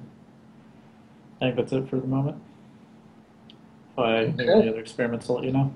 So, Fulgrim, you wanted to walk around the grounds. Is there anyone in particular you want to go? No, just this area here, a little bit over here. Whatnot. Church grounds. Church grounds. Okay, so in the back there's some small animals that the church would keep, just for upkeep. Like he's got to eat. Chickens. Yeah, he's got to eat too. So they have small farm animals out there. To the right, there's a small courtyard that looks like an entryway gathering. And then inside is very nice. It's bless you. Let's see. Sorry. Inside, it's very toned down, but in nice condition. Do I see any religious symbols of any kind? Throughout the hall, Yeah. you see the religious symbol of every single deity you know, along with some that you're not very familiar with, but you think look familiar. Are those all new carvings, or have they been there forever? They look to be modern, not new per se, but not old either. How old is the building anyway? The building It's stone itself. cutting check, right? Yeah. Yeah. Oh, you're good at this. Dwarf. Double proficiency. Dwarf feel good. Dwarf feel good. You feel the stone. You put your fingertips on it, and you feel like you could get a better idea. So you put your cheek to it. Then you feel like that's not good enough. So you take off your boot and you put your foot to it. Like there it is. The stone that is being used here was carved and most likely put in place recently afterwards, right around 300 years ago. Okay. And the carvings are just as old? No. No, they're more recent? They're not carvings. They're more of hangings. Oh. So was this originally built as a church for somebody, or? The architecture would suggest that it was originally a church, though you don't see any defacings going on. You just see wall adornments in the shape of all of the different god symbols. So, I know if I noticed the stone was 300 years old. Does the building itself look like it's 300 years old, though, or is it in better condition than that? It looks like it's upkept, but it does have the age about it. Okay. Do I notice anything particularly odd about the religious symbols around the church? Or? You notice quite a few of them. Nusemne is not within them that Of you've course. seen. I mean, she is dead. I don't really expect that. But that's relatively recent, isn't it? I don't know. When are we going to say she died? On the god timeline, it was relatively recent. On the mortal timeline, shit was a while ago. Yeah. So. Heck, but I recognize that name. It never came up. Oh, I'm glad somebody does. I'm going to ask him about it. Why do you not pray to my goddess, friend? Your goddess. I show him my embossed shield and I say, New Semni. Nusemne. You pray to a dead god. Do I recognize that name? Is it that far back? There were whispers of Nusemne. She had already been dead when you were alive, but there were still whispers of her relevance. So you'd recognize the name. You don't know a lot of detail, though. A goddess who would bless me with a second, whose archangels would bless me with a second chance. A goddess whose tenets speak to me like hers do. Yes, a goddess who blesses me with the power of a paladin to help people. Blesses you, you say. You say you have real powers. Yes. I don't mean to be skeptical, but I am. But please, show me something.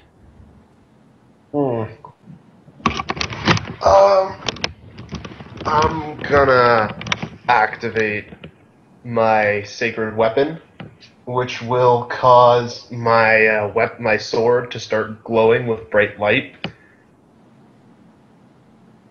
Okay, and become magical. Because I think that's the most visible thing I have right now. For You don't have unless thaumaturgy? he wants me to smite him or something. Sorry? Paladins don't get Paladins don't get thaumaturgy? cantrips. No, paladins don't get No, we don't get cantrips. Oh, cantrips. right. so being smited probably isn't what he meant. Nope. But So that's why the sacred weapon. he puts his You hands over try his healing face. somebody, but There's nobody hurt don't need around. that. And, like, we can't hurt ourselves within city limits or whatever the hell is going on. As you bring out the bright sword, he puts his hands over his face. Whoa, quite bright. Very impressive. I didn't think dead gods could give powers. You say you through the archangels? Yes. Do you know which one? Oh, what's his name? Caius? I think his name was. Her name was Camrus. Camrus. Her name. Her name was Camrus. Right. Camrus, you say? This is... I'll have to go read in the text about this. Yeah, I thank you very much for enlightening me. We may just put up New Semne's symbol yet. Thank you. Has Nice smile. this One more always thing. been a temple to all gods? When I came here, it was relatively unused, though they did have all the symbols in place. When I had asked about it, they said that they no longer had a priest to run the sermons, and I gladly volunteered. So you has always worshipped all gods, even before thou came here? Indeed, I was. He looks quickly at Belcax and then stops talking.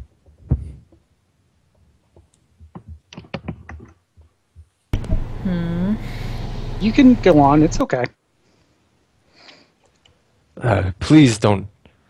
Do not shame me, my lord. But yes, I have always worshipped all gods equally. I am not like most dragonborns who worship Bahamut.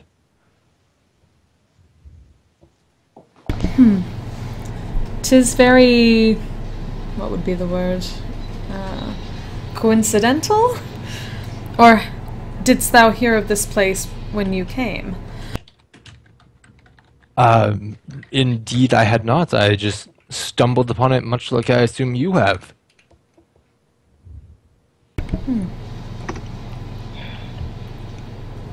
Tis a very Why? coincidental experience. The gods work in a strange way, you know. Mistaken. At all. I suppose they do. Is that insight for the priest? Yeah. What he says has been true that you know of, and the shame that he felt speaking of it in front of Belcax seems to be true.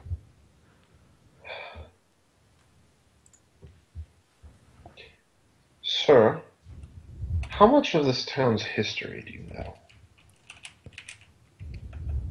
Has it always been like this? Has there always been no accidents? Monsters avoiding you?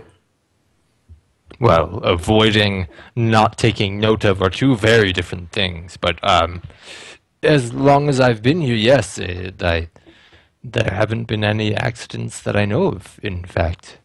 Though that is quite odd. Indeed. There is no Who's war been in here the Bossing Say. Yeah, I know. Who's been here the longest? Oh my, there are families that have been here since the original settlers of Kemetskyu. Um, you know, I'm really not the one that you would want to talk to about this. You could speak to Ponabres. He's a local farmer here, or possibly Nidar would be someone that you'd like to go talk to. He's a dwarf as well. He's a butcher in the town. Is there a mayor or anybody we could talk to? You know, our setup is a little bit unique. We don't have a mayor or any one individual in charge. We have a council of individuals from all manners of life who come together and discuss the topics of the town and what will go on here. So, friend, would you recommend that I hang around until this next communion or whatever you want to call it? Well, the feast, yes, the day of prayer, it's a lovely time. And who can say no to free food, am I right? Well, I don't mean to insinuate that you are poor or in need. It's just free food is always nice.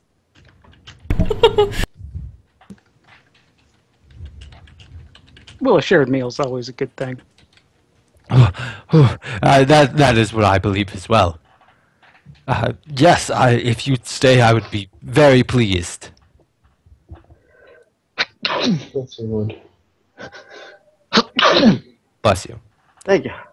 As for Venric, you don't know where Ian went. He didn't go with you guys to the church. He walked away after the whole gate incident. Yeah, that was not serious. I don't think he would be too happy about me proposing to cut a finger off and seeing what happens. Probably not, but you could roleplay that out and have consequences.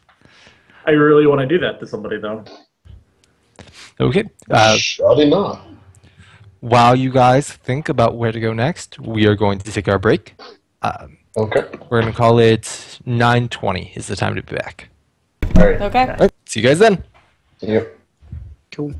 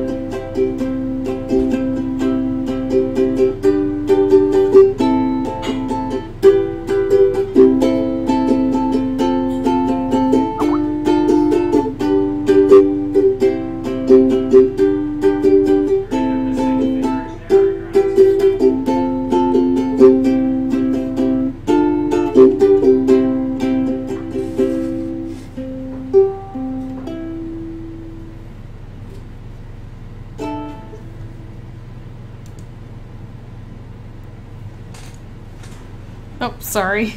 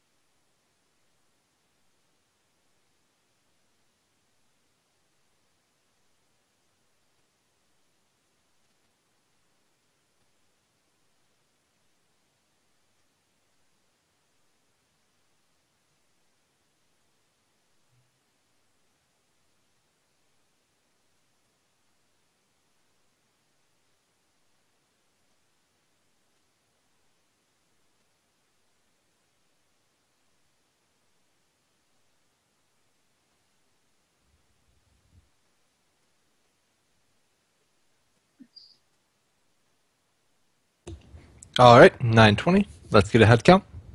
Hello. Yep. Hi. Did we have a Belcax? Ah, awesome. So, you have just finished talking with the priest over at the church. What doth you do?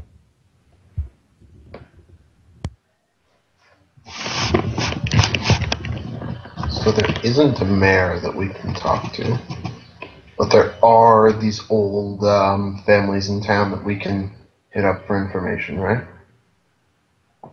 Yeah. It also sounds like the dude we talked to when we first arrived is the closest thing they have to a mayor. Yeah. He was a lot of help.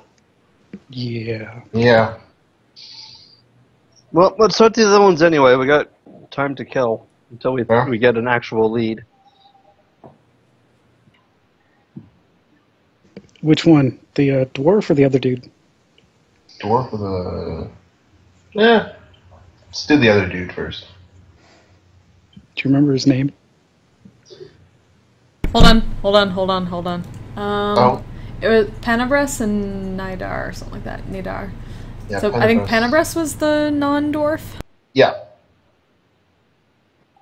It was something Yes. else. Mm-hmm. So let's go to that dude. Or that person. So it's not hard before you leave the church to ask where Panabras would be. And he directs you over to one of the nearby houses, specifically that one. Okay. Inside is... I'm sorry, not inside. Outside is Panabras. He is working diligently on his field at the moment. He's a human man, roughly 5'5", and a little bit older. He seems wiry, like thin but muscled, and very tanned from working in the sun.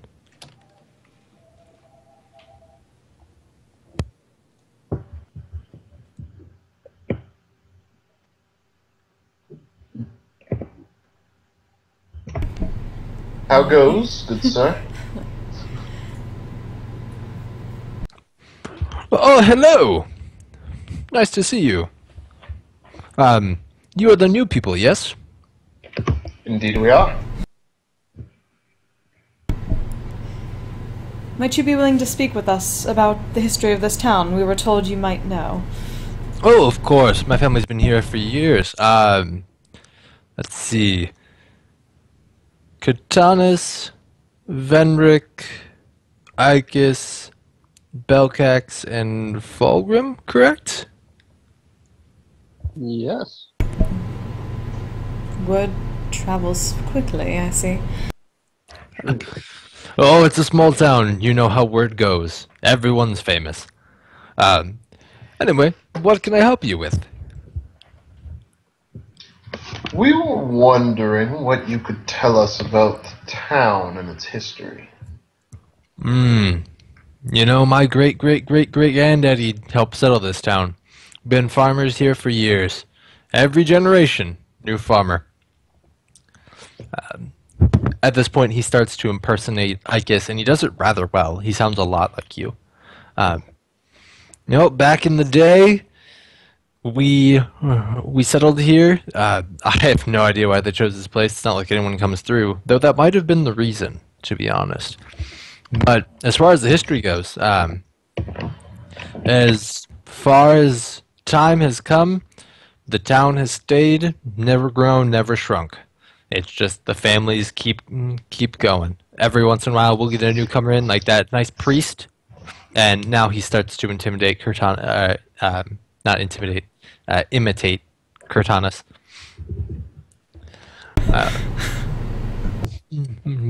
But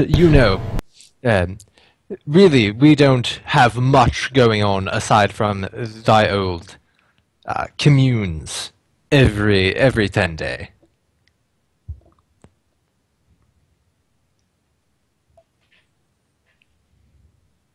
So that's a neat trick. Dost thou know the old tongue? How old art thou, sir? And she just kind of eyes him over curiously. Ah, mine self, I am but a wee lad compared to thy old tongue, I presume. Though you do look quite young, I must say. Thou flatter me. You insight him, and he's not malicious with intent that you see.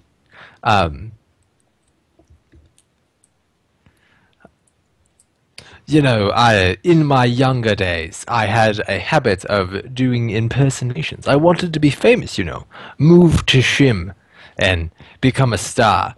But, alas, he goes into Belcax. This is the life I was born to be a farmer.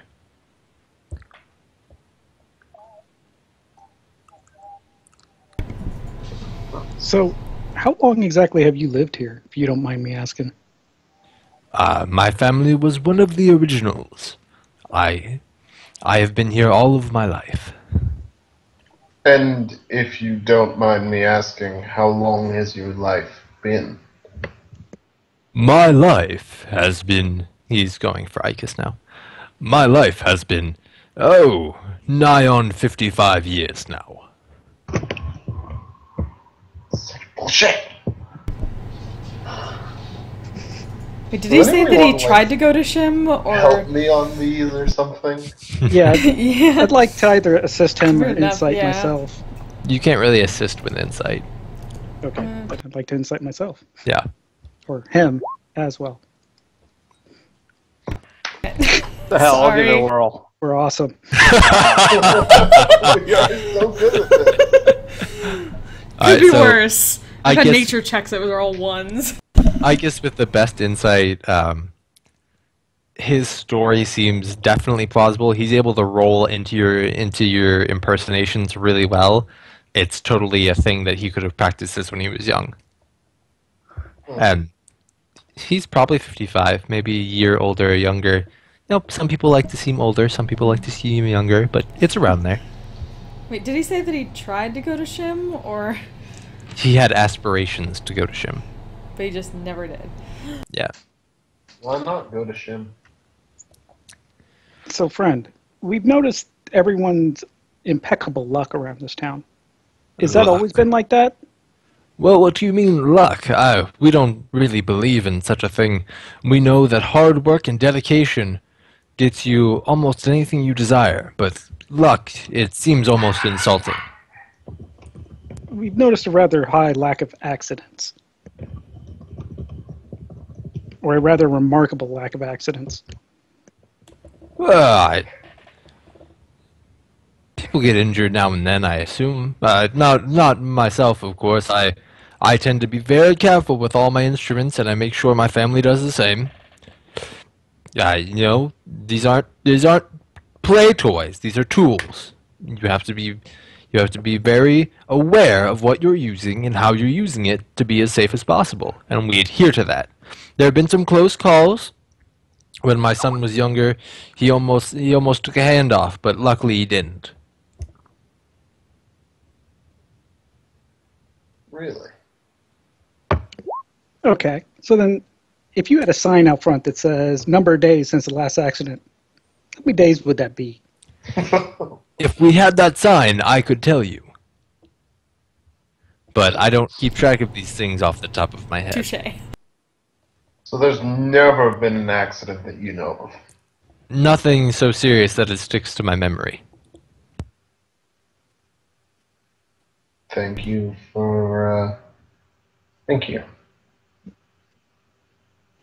All right. So could you tell me that- about the tower behind your house real quick? Hold on. That 18 on insight. Yeah. That was for his most recent sentence? Yeah. Yeah, something's up there. With him not ever knowing about any accidents? Yeah. Friend, are you sure you don't know about any accidents? I'm quite sure. There's nothing so significant that sticks out to my memory, but then again, it would have to be a pretty monumental event to stick out now, wouldn't it?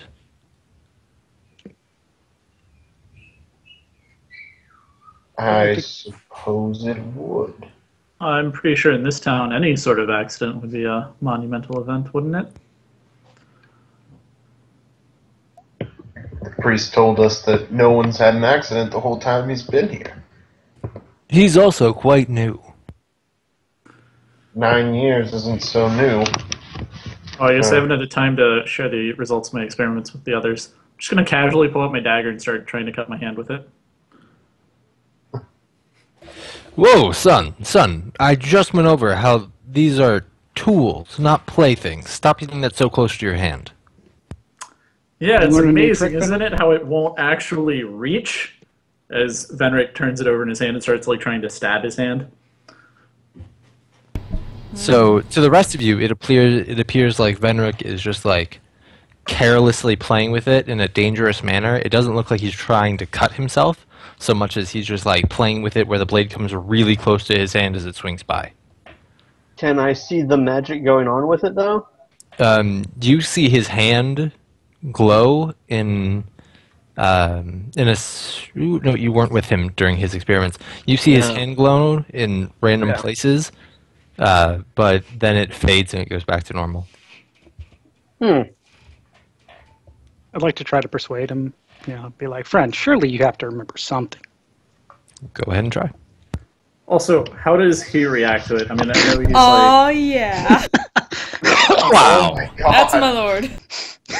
Nice. How do I not reward that? Shit, we're gonna continue on while I think of the proper way to go about you. He has like a Jesus halo behind him. Just like a choir of angels. He just gets silhouetted in gold, and he's like, "Please, friend, tell me everything." The church choir just comes up behind him and just starts clapping and singing harmonies.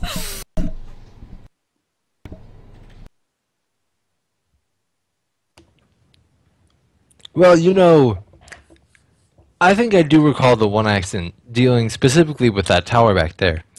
We once had a bit of an experimenter in the town. He liked to play with explosives of sorts.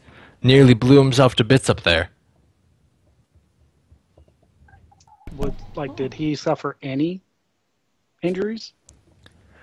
Surprisingly, he didn't. It took the roof, as you can see, clean off, but he seemed fine. Does he still live here? Not anymore. These days, he's moved out. He had a little bit of a disagreement with the town's multi-worship culture. Wow, sorry. As a DM, I'm blanking on the proper word.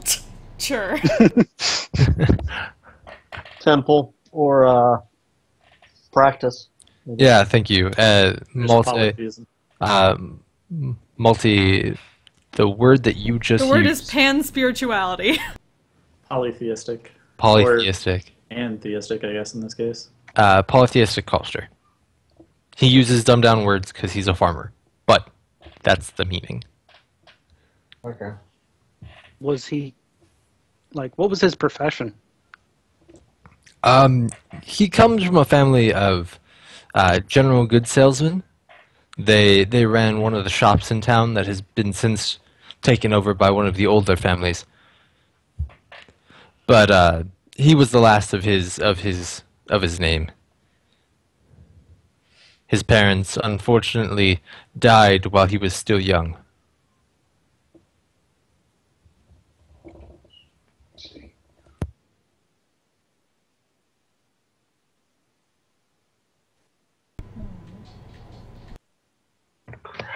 Wait, did they say he was from out of town originally, or? No, he said he was from town originally and then left. And his parents died when he was young. Dost thou know what they died from? Has there been illness? I think it was just one of those natural causes kind of things.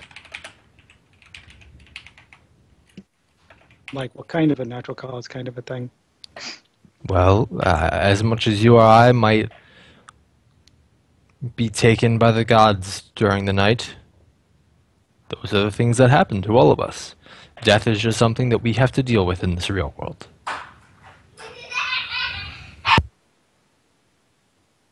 That was a really good time for like a little child laughter.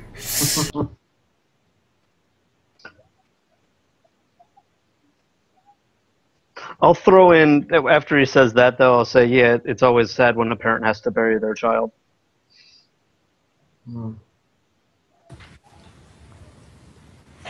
Indeed. I mean, the other way around in this case. Of course. Okay.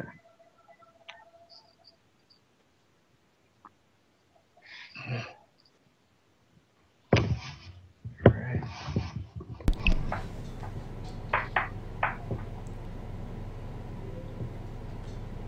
Dost thou think one would mind if we checked out that accident site?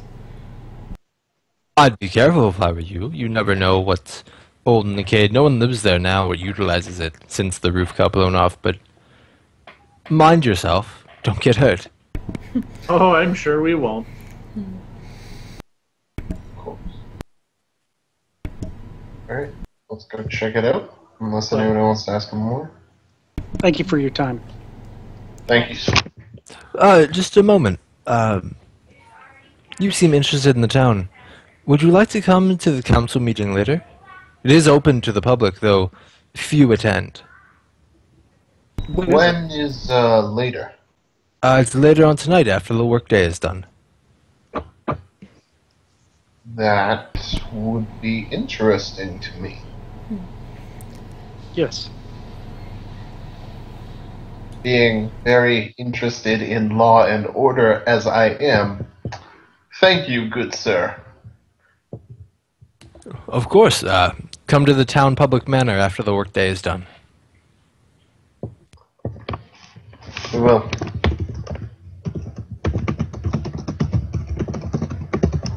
So, shall we check out the tower or talk to Nadir?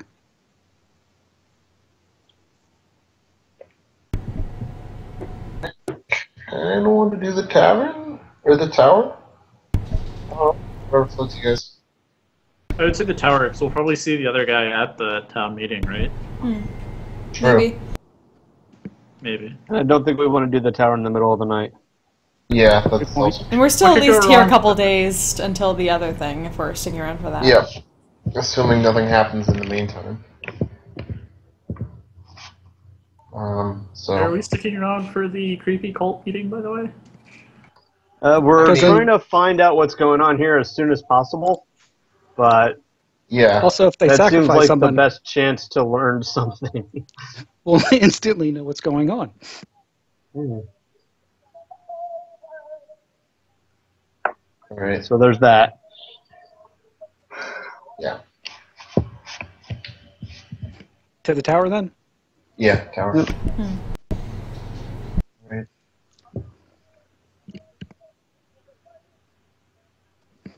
All right, so do y'all want to do anything, or should we just, like, knock on the door and go in?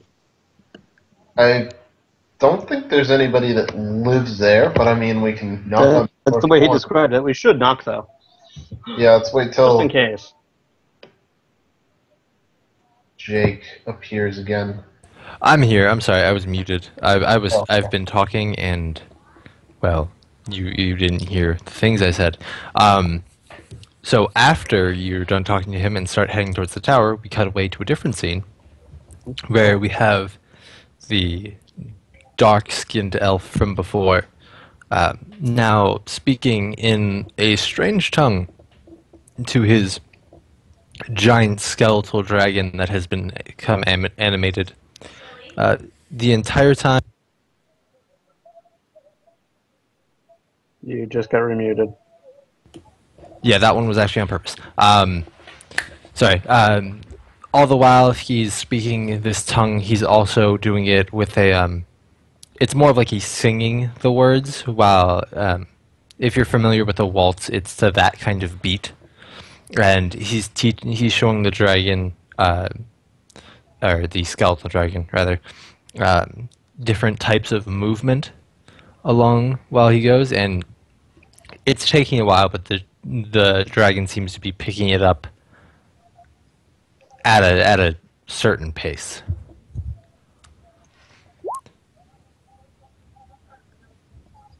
But we go back to you guys. You knock on the door, and there is no answer. I open the door. Rocks fall. Everyone dies! Yeah. Damn. I was having so much fun. Nah. The door opens. You see the base of a tower. There are stairs leading up.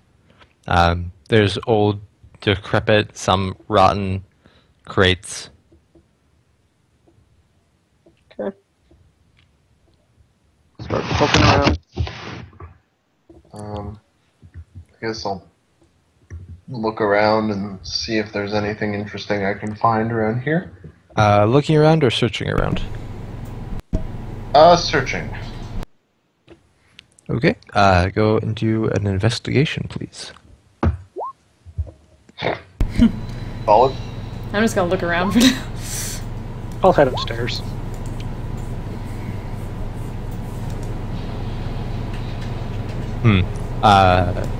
So, Fulgrim. Sorry, that's a really loud background noise. Nope. Sorry. So, Fulgrim, you find in one pouch like 5 to 10 very, very small pellets. They're about the size of a paintball for us. Okay. Or a large marble. They're all white, and they have small insignias all over them.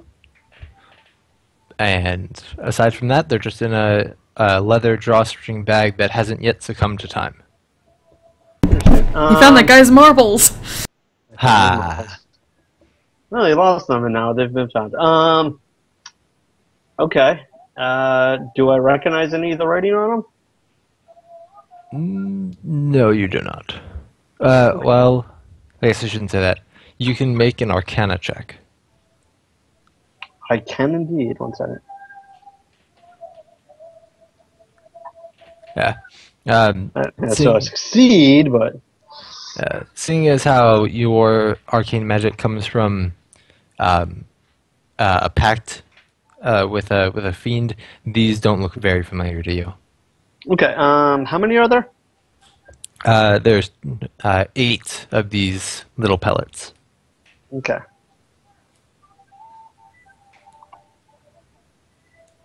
Okay. We'll be experimenting with them later. So, Kritanis, Yay, experiments. for your perception, it's some old stonework. The stairs up there, up to the top, are stone as well. They seem to be intact and in good shape. Like, they're not going to fall as you step on them. All of the boxes that you see around are in pretty bad condition. They're rotting away, or they're already falling apart. Some of the goods that are inside them are long since perished. But otherwise, it's a room. It's not well lit, aside from the light that's coming down from above. I head upstairs. Okay. Upstairs, you come through the double spiral, and it is just... It's a bomb site, to be frank with it. There is char and burnt everywhere, especially surrounding the open area.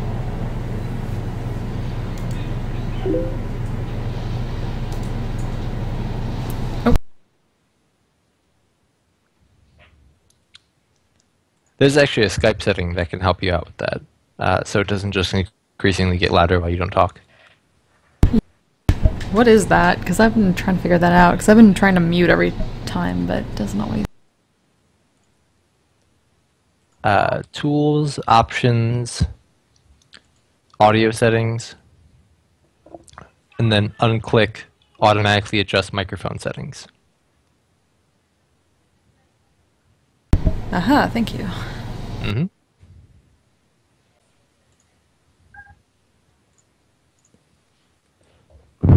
Okay, so did you catch what I said, Belcax? Yeah, big boom happened. Yes. Everything in here, or everything you see was here, is obliterated.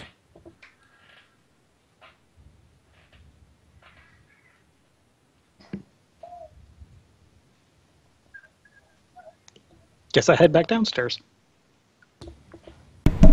Okay. What didst thou find, my lord? Big boom, nothing left. Undermines the uninjured aspect. Or seriously calls it into question. No, I'm pretty sure the uninjured part's true. Probably.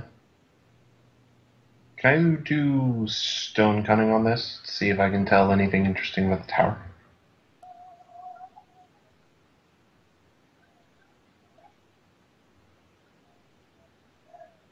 Hello? I'm sorry, I didn't hear you. Can I do stone cunning on this to see if I can tell anything about the tower and where it comes from? Yeah, please do. Or if there's anything special about it? Solid? Yeah, so with that, you can tell that there's nothing odd about it. It's as old as the church, from what you gathered, or from what you see. And aside from the top part, which was renovated, that isn't stone. But it doesn't look like it was special in any real way, aside from the design being unique. Okay.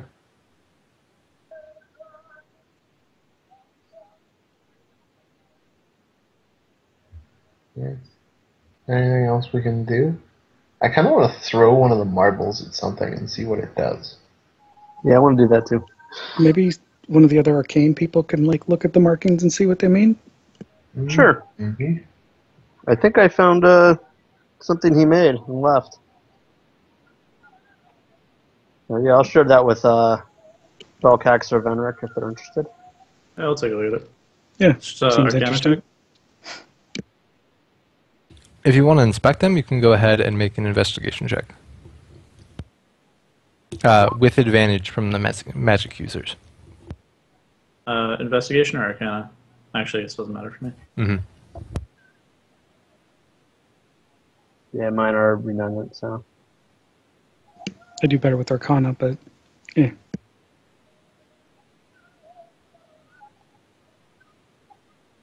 Uh, 13, 24. Holy cow. Alligators in vests. Investigation.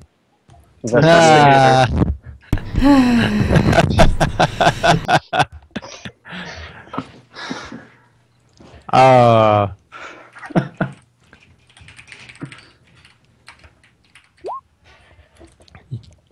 You get rewarded. Okay, so you know these, both of you know these markings to be arcane. Venric, you in particular know these markings to be for a similar effect to a pretty low level kind of spell. Like they're not crazy powerful markings. Like if you knew what the intent was behind the design, you could probably tell exactly what this was because you've seen all of these markings before, but the spherical structure along with not knowing the intent behind it kind of makes it hard to determine. However, you do notice a little bit of an explosion happens, nothing deadly, just from the arcane layout, and you also notice that another spell effect happens after the explosion, but other than that, it's hard. Yep. Shit's magic. I say he we probably blow had one a up. book or something somewhere that he detailed at least some of his research in. I mean, he said they were doing experiments here. So you can find that. I might be able to tell you more. Otherwise, just try it out. I'd assume it blew up with him. And if we do want to blow one up, My I say we experiment do it was going to be to outside. step outside and throw one and see what happens. I don't think they're that strong. We find those little Plus, things that people use better during to 4th be of July. Yeah. Not like we're gonna get hurt. Or the things you put under a toilet seat to scare the shit out of someone. Exactly. Yeah. One way to deal with incontinence. Oh my goodness, I've never thought of doing that before. That's awesome. Oh shit. Yeah. Literally. Literally. Well, at least you're on the toilet already.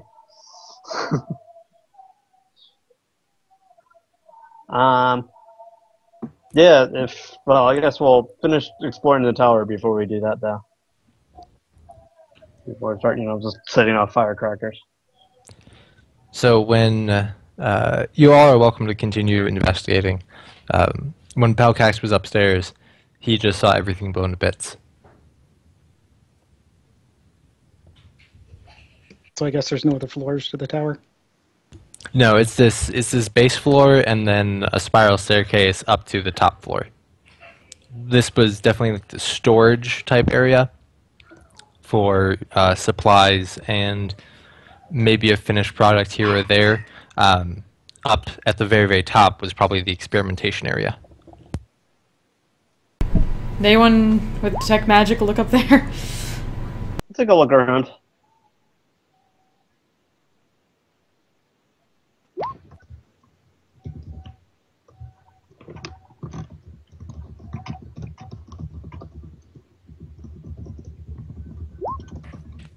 So looking around, it's got the same magic glow, if that's what you're looking for, like the detect magic thing. It's the same magic glow as everywhere else in town. It's not stronger or weaker here.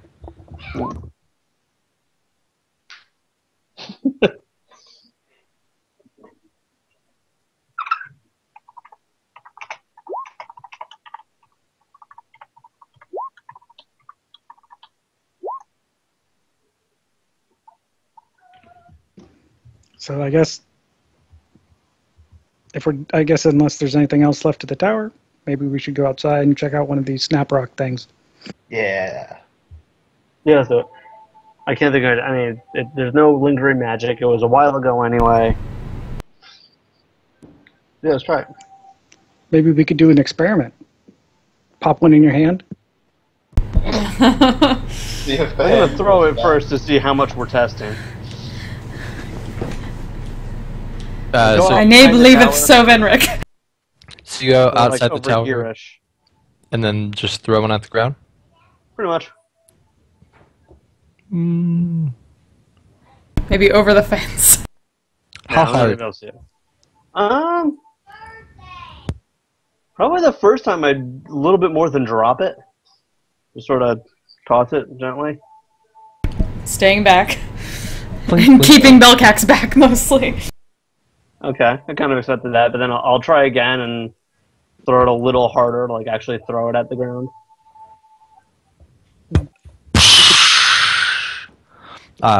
As you see the pellet crack, there's a small little puff and then a large explosion of fog that builds up, and it's as if you were to know something named fog cloud, it'd be really, really similar to that. But Right. because you don't, it's a 20-foot radius sphere of fog that spreads around corners, and the area becomes heavily obscured, though the wind does start to drift in and start to move it along at a slow pace. Okay. Okay. We Oh, have ninja some. stuff. I'll pick that up. Yeah, there are 7 left. Have discovered alchemy. Does anyone else want to hold on? Does anyone else have any particular desire to hold on to these? Because I will totally hold on to them. I'm good. Go for it. I'd love to have one. Likely to actually use those myself. So, So as you all kind of go, oh yeah, that's cool. The farmer that you spoke to and the priest and the innkeeper all run over there. We saw an explosion. Is everyone okay? no, yeah, we're fine. Yeah, I'm good. My friends, what was that? Just a smoke creating device. A smoke creating? My lord, a smoke creating device. Is this of your invention? I remember when we used to have explosions all the time. Where'd you find such a thing? In the tower. Makes sense. So, my lord, this was not of your invention. Oh, you found it in the tower, I see. Are there any left? Are they dangerous? There are no more Don't- in the tower. And they do not appear to be dangerous. Well, try not to set them off in your rooms, if I may be so bold as to make that request. We'll do We'll our try. best. He gives a sideways look. The priest gives a sideways look at Favera, and he's like, "Lord Belcax may do whatever he requires. Do you not know of Lord Belcax? He's one of the thanking combatants. Okay, he's one of the noble three houses." Friend, it's okay. Yes, my lord, of course. Well, we were just coming to see what had happened. I shall go back to my priestly duties now. She nods out as well and heads back towards the inn. He just casually walks back towards the farm.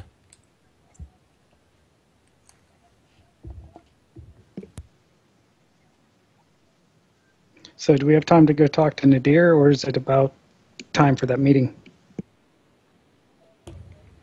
No, you guys got time. Investigating the tower took like maybe an hour. Maybe. And that's just because you were rummaging through a lot of stuff. Go talk to Nadir.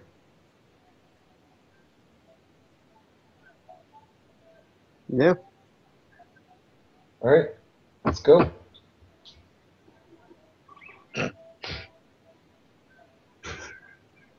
Sorry, one second.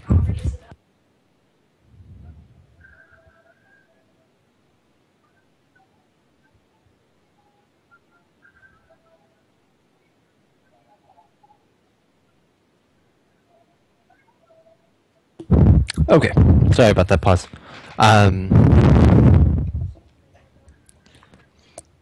So, where were you liking to go? Talk to Nadir, I think his name is. Ah, Nadar is the fellow that you were told to possibly go see. He is the butcher who goes there. So you go over, and he's in there, just working away, polishing up some meats, or bagging, papering, packing. Yeah, thank you. Packing up If you want meats a really for good sale. steak, you got to make sure it's polished first. He's getting various meat cuts ready for sale. Ah, hello! Welcome! We don't often get dwarves in. He's tall, and for a dwarf, like he's probably a good like 4 inches on you, I guess. And he's particularly hairy. Like you guys are hairy as dwarves, but he's like above and beyond. If he was a human and this hairy, he would be like a werewolf. Dimsy Arnwick. His hair is red, and he's got dark gray eyes.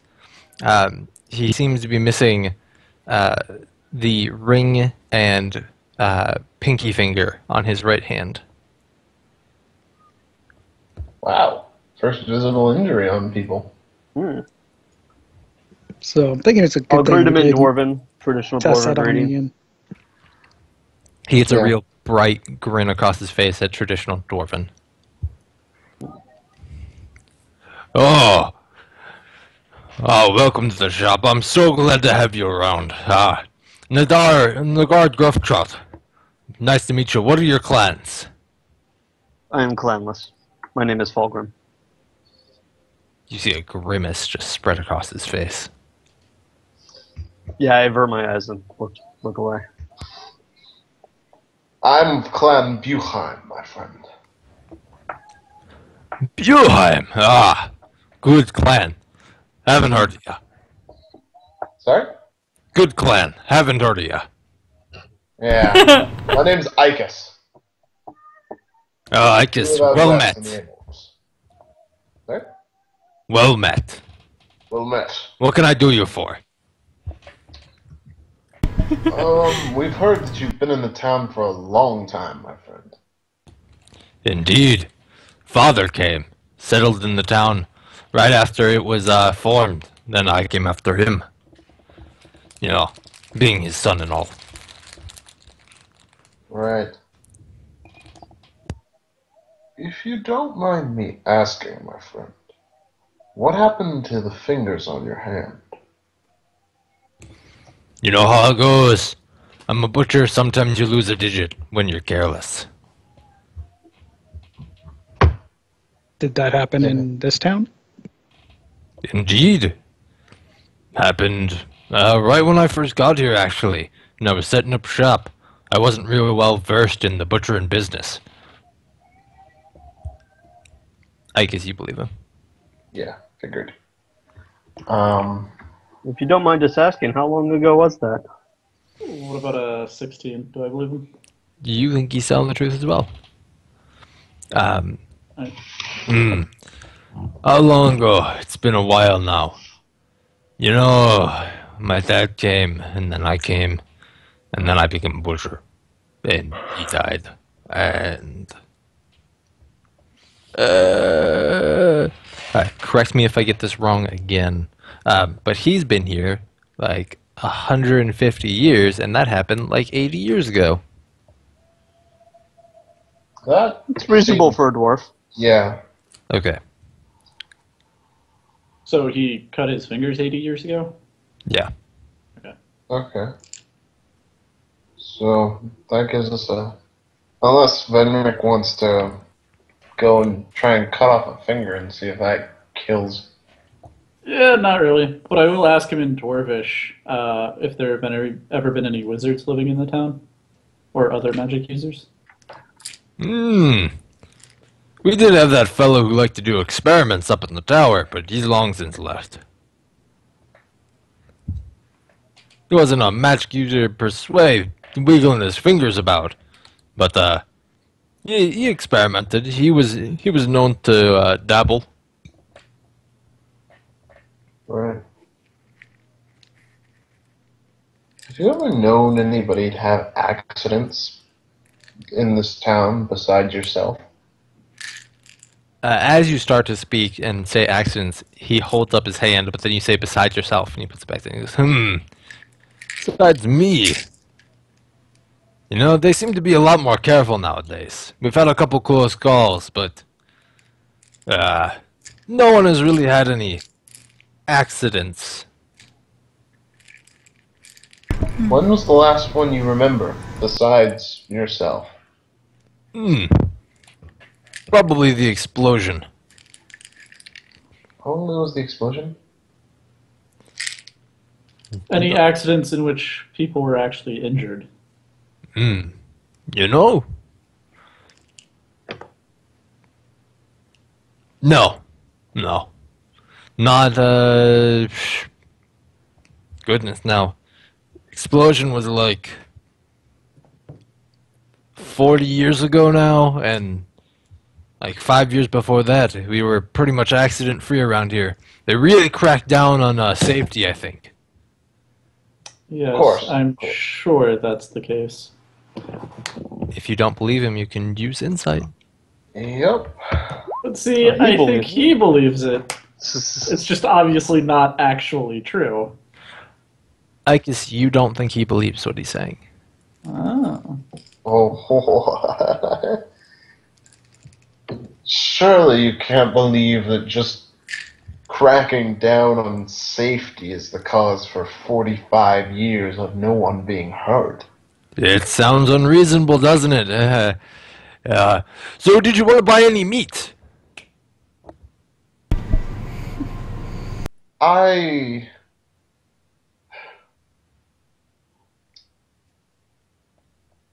Friend, do you know something that's going on here that would account for all these non-accidents? You're asking me if I know why something's not happening? That's a silly question. Now seriously, do you want to buy something, or should I go back to work? Yeah, you're still talking in Dwarvish. Bless you. Bless you. Thank you.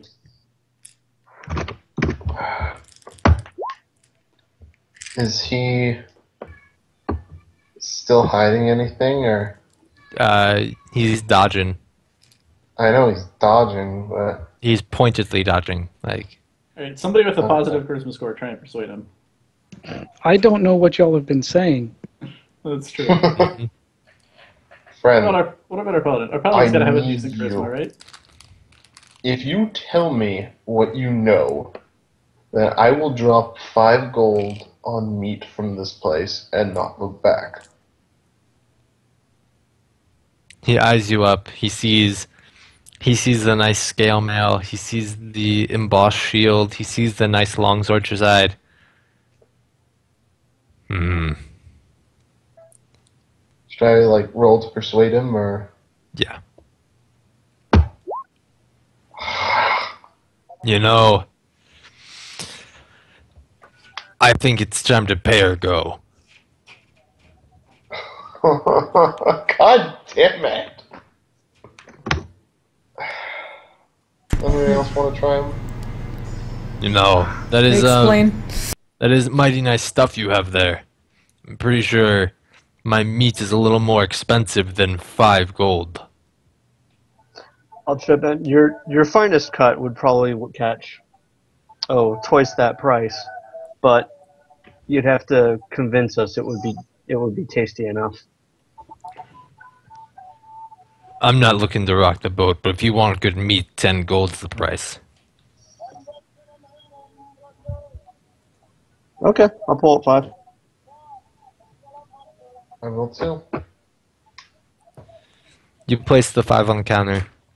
Go ahead and mark it off your sheets. And he swipes it up pretty fast. Dwarven speed. Yeah, gold on counter, gold no longer on counter. So he's like, there's a reason there haven't been accidents. But you know what? It's better for everyone if it stays that way. We just want to know what the reason is. Oh, I don't think you do. No. It weighs too heavily on those of us who know. And Nana Maybell don't fuck around. Who? You have not heard reference to Nana Maybell before. Can you spell that for me? Yeah. Yeah.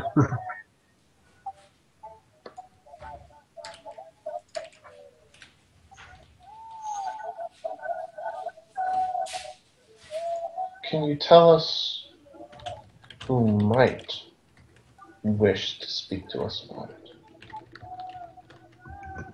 I'm not joking, you boys. No one who knows is happy they know. But no one wants to change it neither.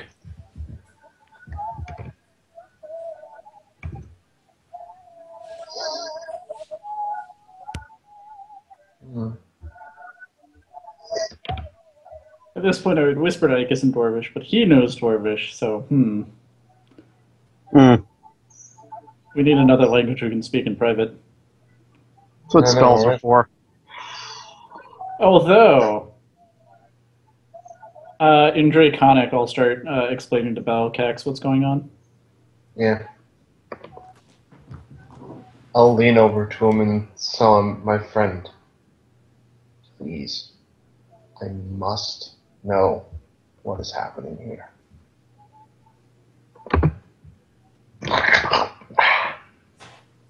Not bad. Really likes That's not 15. good enough. Probably. Have you heard of the council meeting tonight? Yes. After the meeting, I'll show you what I mean. Not a word of this to anyone else in town. You understand me? I understand completely. Now, here are your meats! Thank you, sir. Meat! He hands you 4 nice cuts of steak. And now, I've got more goods to prepare. I'll see you all around town. Thomas will bow, not having understood most of that, but then suddenly meet. Yay, meat.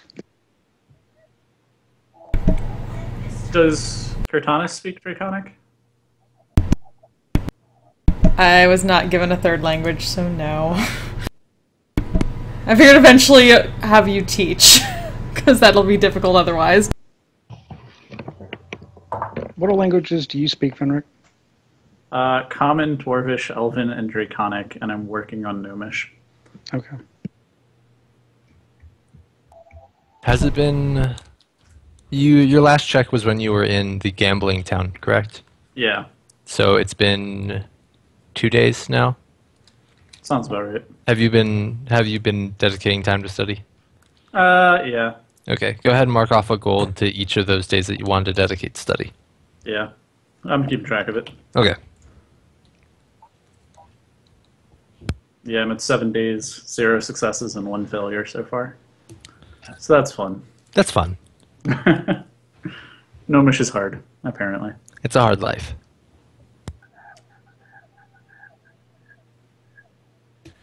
No.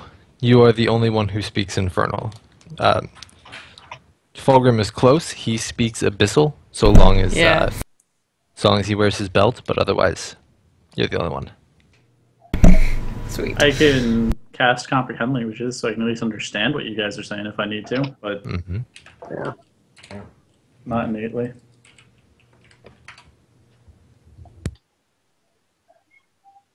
Alright.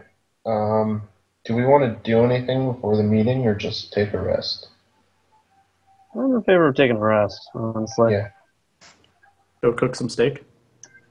Yeah, we just Yeah, bring it we back can to the get innkeeper fine lady. Hey, Fine steak. we've got some fine steak that we would like to have prepared for us. Have a Oh banquet my. with her. I'd be so happy to prepare this for you. You didn't have to splurge like this, but I'd be happy to make it. Did you want it just made? Did you want it into stew? How do you want this? Taking fine steak and putting into a stew? Should be criminal. I'll take a steak, blue. Okay. Yes, of course. The rest of you? Same.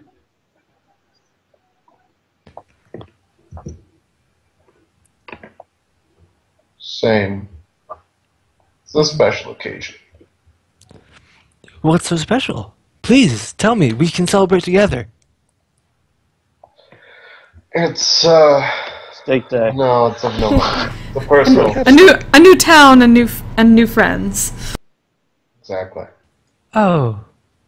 Of course. That's why. Oh, well, excuse me. I'm gonna go prepare your steaks.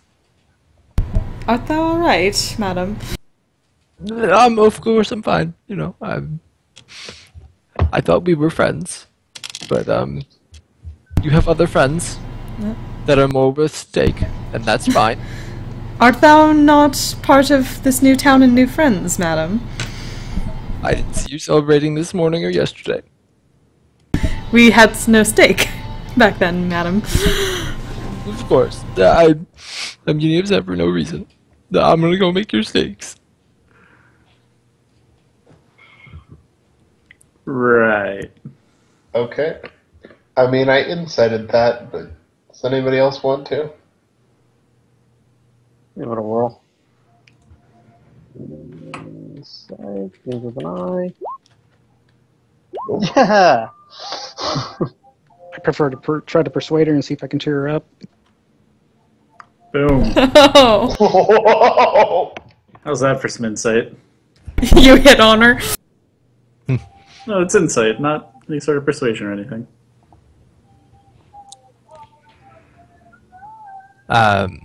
So you can tell that she's genuinely broken up. She's more sensitive than normal, but you've seen this type of oversensitivity before. It's probably nothing to be concerned about. Then I am not going to be concerned about it. Fulgrim, something seriously wrong with her? You need to know why. Do. Alright, that's right, because he'll be awful at this. But he's gonna give her a minute and then go into the kitchen and try and talk to her. Do you knock first? I do. Come in. Come in. Apologies if I'm intruding. No, of course. She's sitting there preparing the steaks to be cooked. Okay. We just couldn't help but notice that you felt insulted, and I assure you, this was not our intention. No, I overreacted, and that's okay. It was very unprofessional of me. I'm sorry you had to see that. It's quite all right. Is something upsetting you? You know what? I really wish that you all had some of those cocoa beans that you had been talking about earlier. That sounds dashing at the moment. It's quite all right. I hope we're not thinking of the same thing. You might be. And chocolate. Yep. Hey. No offense. None. No offense. It's a part of life, damn it. Irrational innkeepers happen. But Fulgrim has no idea what's going on, so Exactly. It makes for some fun RP when most of the party is dudes who have no idea.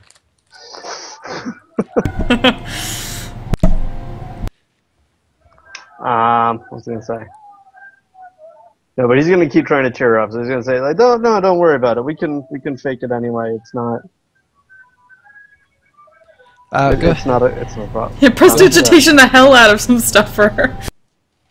I don't think I have that one. Let me check. If you don't, the other two casters do. I do, actually. Oh, we all do. It's a handy ass spell.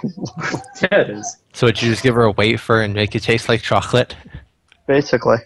I Alright. grab some random piece of like bread product and say, cast a little spell here. See? Easy to fake. Go ahead and use charisma with advantage. Like a straight charisma check with advantage. What's Christmas save? What's that? Unskilled charisma. Boom! Oh. She's very cheered up and incredibly thankful to you. So we're not to worry. Just we're having a fine time. Our stay has been exceedingly pleasant. She thanks you and tells you that don't worry, she'll get your steaks out to you very, very soon. All right. I thank her for that and step back out. Fulgrim comes out. He's strutting a little bit, feeling that he's just accomplished a task that he's not very ordinarily good at. Is everything alright? I believe it is now. Well, in the short term, there's still the rest of the town to be dealt with.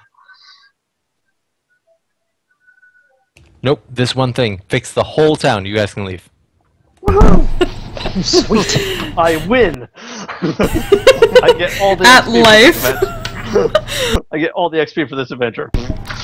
And by all the XP, you mean all the women's. All the women's. Kidding? She's all like tall and hairless. Yeah. And the handsy dwarf. With his meat. With his meat. And awesome charisma. Oh yeah.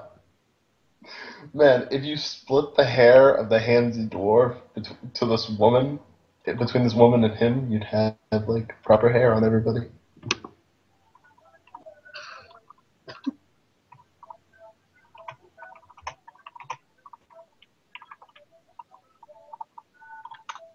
So, steaks come. It's delicious.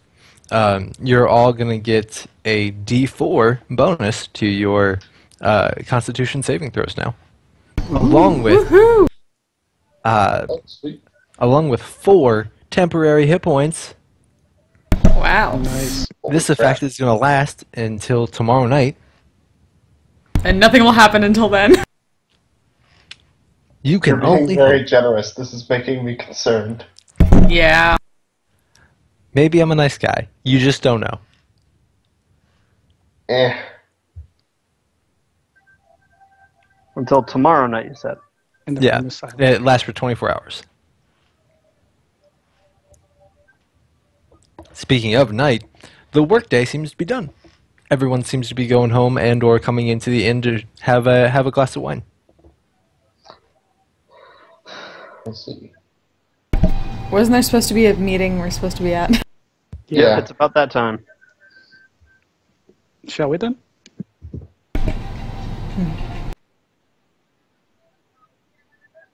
Let's go. You're all in high spirits. I assume you do the Wizard of Oz, link arms, and skip to skip all the way there. I was thinking Hold on, Ministry yeah, of Funny Walks. We have at least one person in the back with coconuts.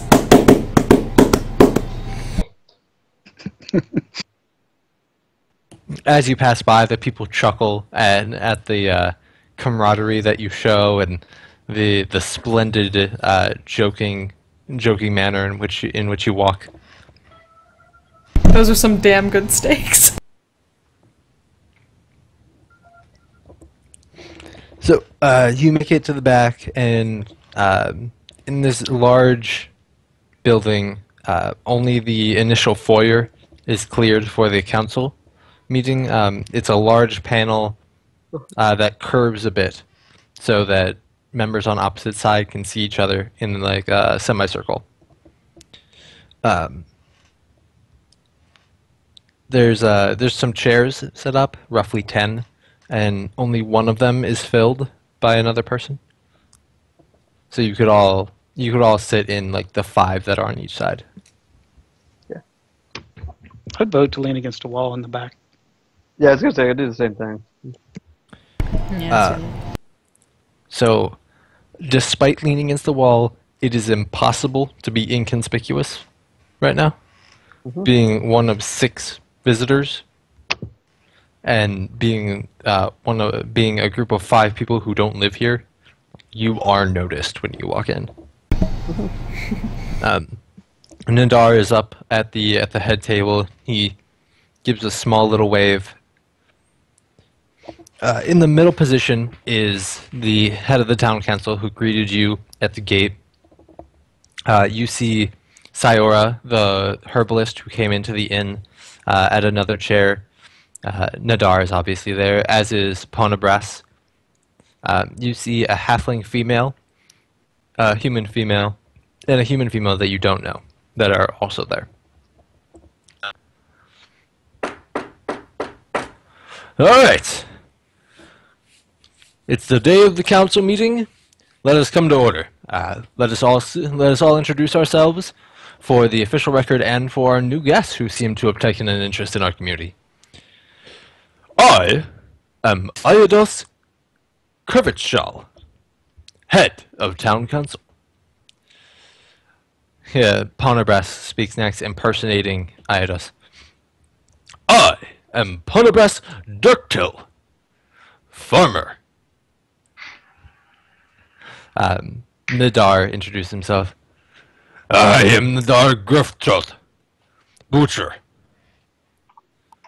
I am Sior Gymnify, damn it, can't pronounce this word. Sior Gymnifty, herbalist. I am Clementine Gooblepan, baker.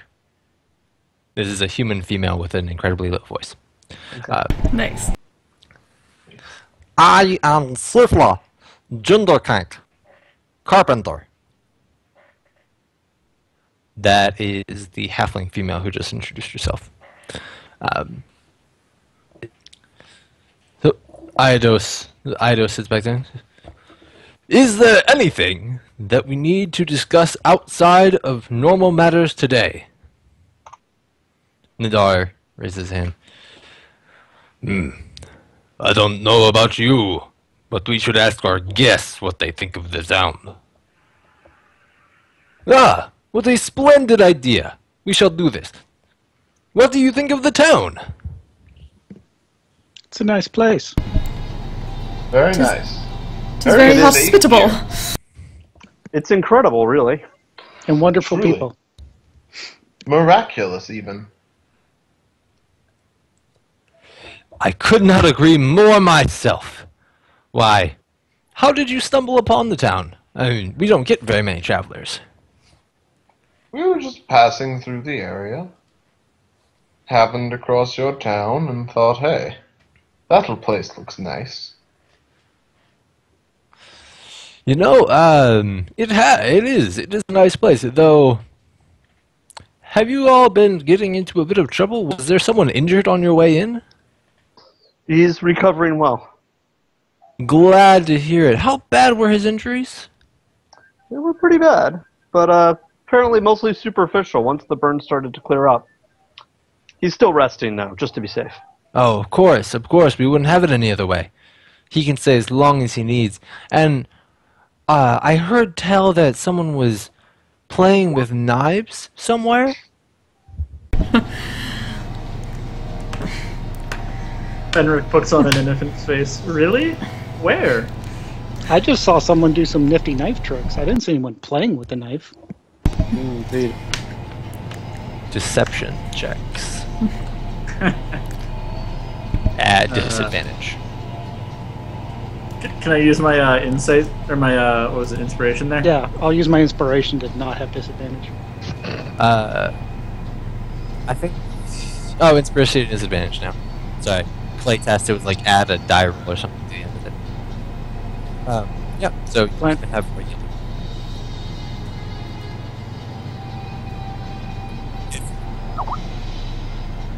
Somebody's got like a train going by in the background there. There we go. Thank you.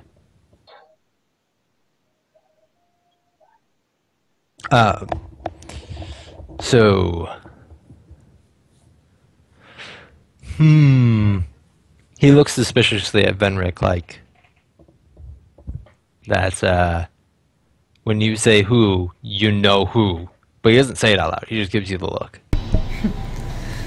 My apologies, good people. My friend here has quite the showmanship to him, and he's a bit of a braggart about it. He should practice more before he goes showing it off. That he should. That he should. Ponabras pipes in imitating Venric. Oh, but I am very confident. Look at my knife skills.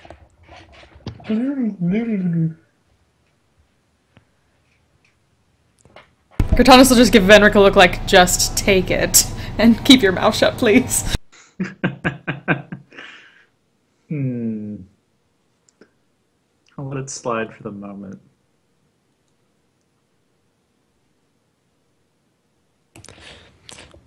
So they continue. The Ponabras talks about how the harvest is looking. Nadar talks about the quality of meats and what they're going to be in need of, so Ponabras can start altering how he's raising his animals. Shelfa starts talking about she's a little light on work right now, so if anyone needs any carpentry done, she's available to do a little bit of side jobs while she does renovations here and there that have been requested. Clantine tells everyone shovel making would be in there. Clantine tells everyone that there's an excess of baked goods and that they might be able to, they should probably give them away for the meal that's coming up for some additional camaraderie for everyone, make everyone a little bit happier. Siora talks about how herbalism is going incredibly well. She gathered a lot of good resources out in the forest. And then Iados wraps it all up and goes, "Now, if there are no other matters, I believe we have covered everything."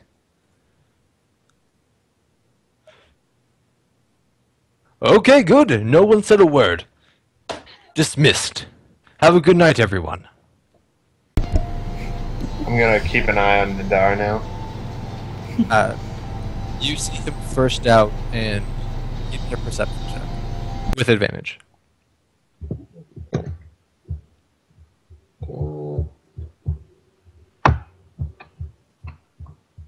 Woot! So, because you're looking so intently at him, you see as he walks out, he gives you a little hand sign that's almost unnoticeable. So that's like a, come on. Okay. I signal discreetly to the rest of the group and start following him. As stealthily as I can in heavy armor. So it's pretty easy to be nonchalant. I mean, you were all dismissed, so it's not hard to leave and not look suspicious. As he takes you around, he goes, "Go around back, down the door, into the cellar, all the way at the end.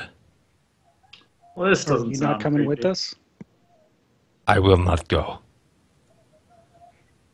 I really hope you're sure what you want to do. I'm very sure. One last time. All of us who know wish we did not know. You don't have to go down there, and I don't advise you do. I don't ask for anyone to go with me. But I must know.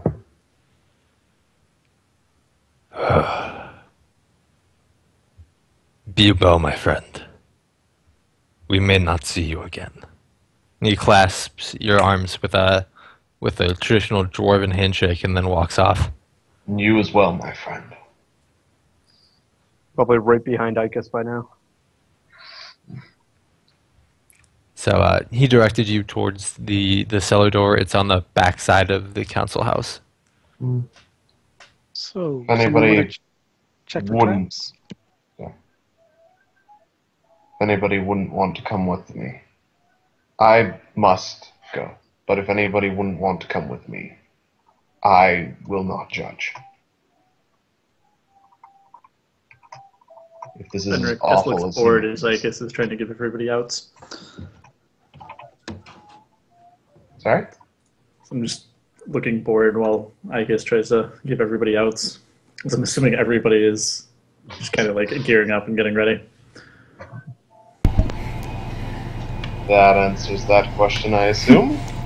We would not be making such an investigation were we going to back down now. Fair enough. I smile. Then we go.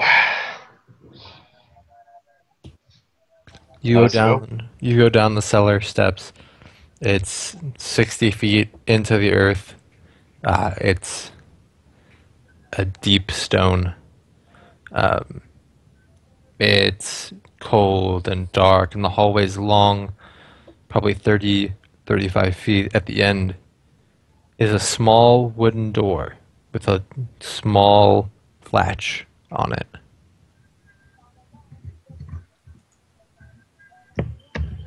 I'd like to use Divine Sense again, so any fiends, celestials, undead, besides the usual hallowed, unhallowed. None of the above. Okay. Fulgrim, I assume you have detect magic going. Of course. The glow is incredibly bright from the door. Okay. Before we go in, I'm going to cast Bless on me and Fulgrim and Cortanus. So that's a D4 to all attack rolls and saving throws. Cool. And,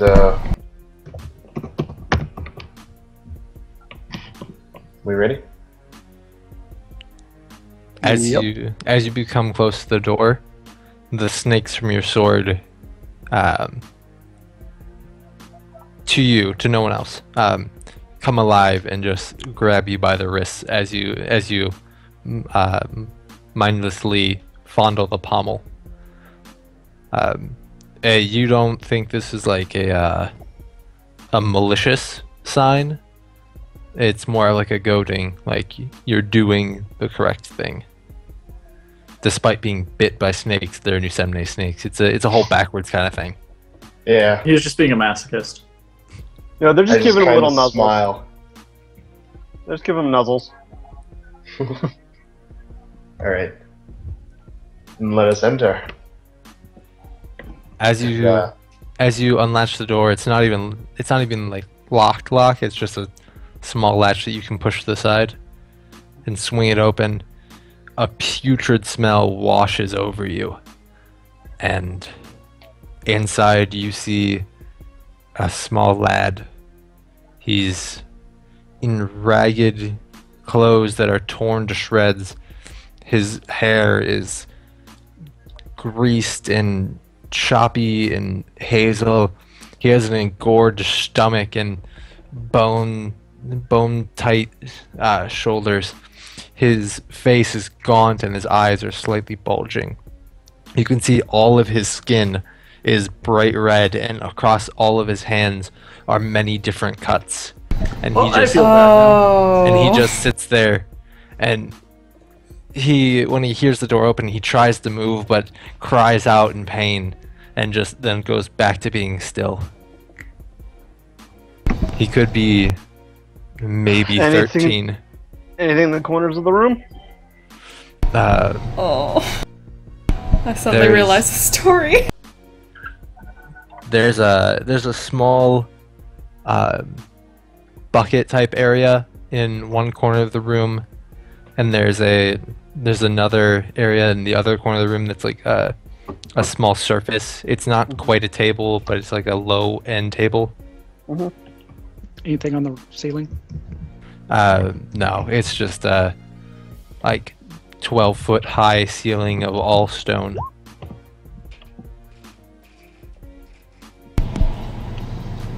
Anything on the floors? They're grimy, but it looks like the room is kept up pretty regularly. But the boy just starts to cry a little bit. Any Do I wounds notice or anything? anything like Yeah. weird about him? Fulgrim can actually barely see the boy. He himself is covered completely by the magical aura. But for Ikis, you don't notice anything aside from the fact that like, he looks like abused, pretty much. Like bruises, scars everywhere, cuts, burns, lesions. I mean, this guy's got it all. Does he look like that he was in the condition of what Ian was in when we came to town? Yeah.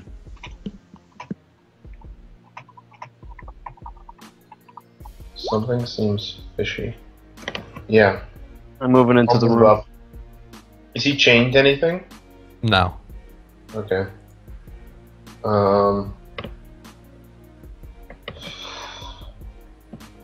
You don't perceive any threats in the room.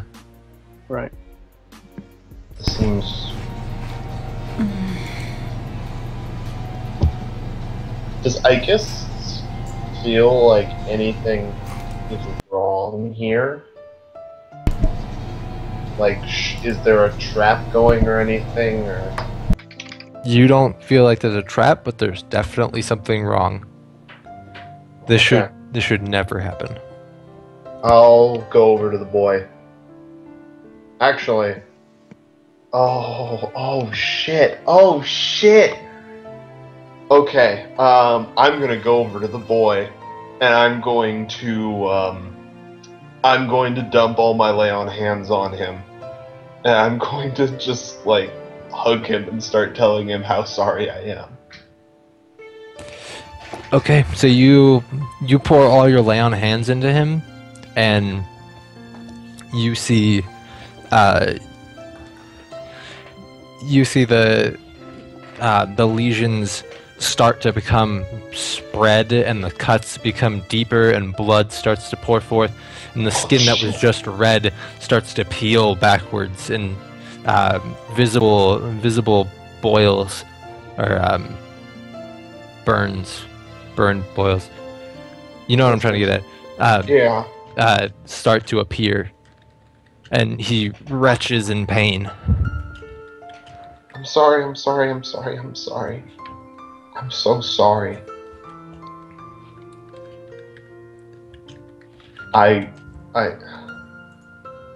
Who did this to you, little one?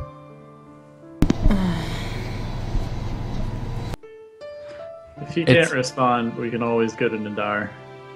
It's actually at this point that you hear someone clear their throat behind you, and when you turn, it's Iados. I was looking down the hallway, so do I see them walk up? Yeah. We found the ones who walk away. Shit. You see Iados walk up, and he just looks at you all and goes, I'm sorry for you all. You should not have come. Who are you? Come, close the door. Leave that poor boy alone. No. You see in his hands are a bucket, and in the bucket is like a rag, and then in his other hand is a sponge, and he sets it down and he goes, please, leave that poor boy alone. So you can keep using him to take away all the pain? It's not our doing, but it is for the greater good at this point. We try to keep this from everyone, though there are the 6 of us who know. If it's not your doing, then whose is it?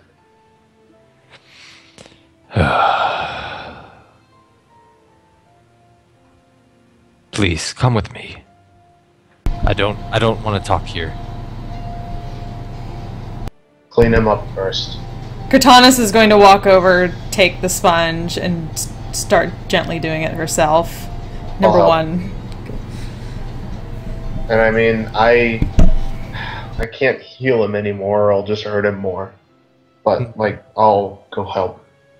As you go to sponge him off, the Iados yells, "Just stop! His skin's much too sensitive for that. This is for the room, until the burns heal. Though, my God, what did you do to him?" I tried to heal him. Oh, you fool! What did you do to him? It wasn't us! Then what did whoever did to him do? The boy's That's cursed. Cursed by who?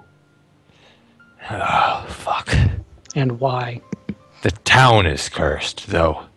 For now it is with this boy. Nana Maybell had fun cursing our town. Once every century, one of us is chosen to be the source of suffering for the town. No matter what happens, anywhere, so long as it's within these borders, or I guess comes into these borders, it's taken by them for them to suffer through. They cannot die. They just must live with this eternal torture until their century is passed and it bleeds on to the next person. What if they're taken outside of the city? My father tried that once. My mother, she was the unlucky one who was randomly chosen. When I was just a little boy, they took her outside, and she pleaded with them. She said, "Just kill her now. Take me outside and do it. Please let it end." And as soon as my father put the sword through her throat, it's transferred to him.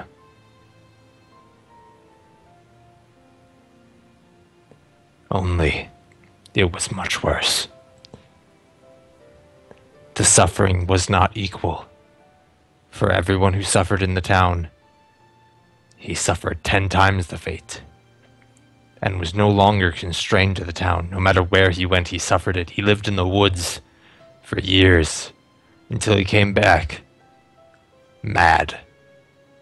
I was just a wee lad, maybe 12 at the time, when I heard him shouting from the gates that he couldn't take it anymore, and that he needed it to end.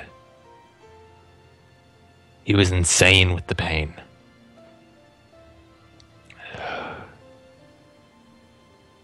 That's when this young boy came over and tried to help him. He just fucking cursed himself.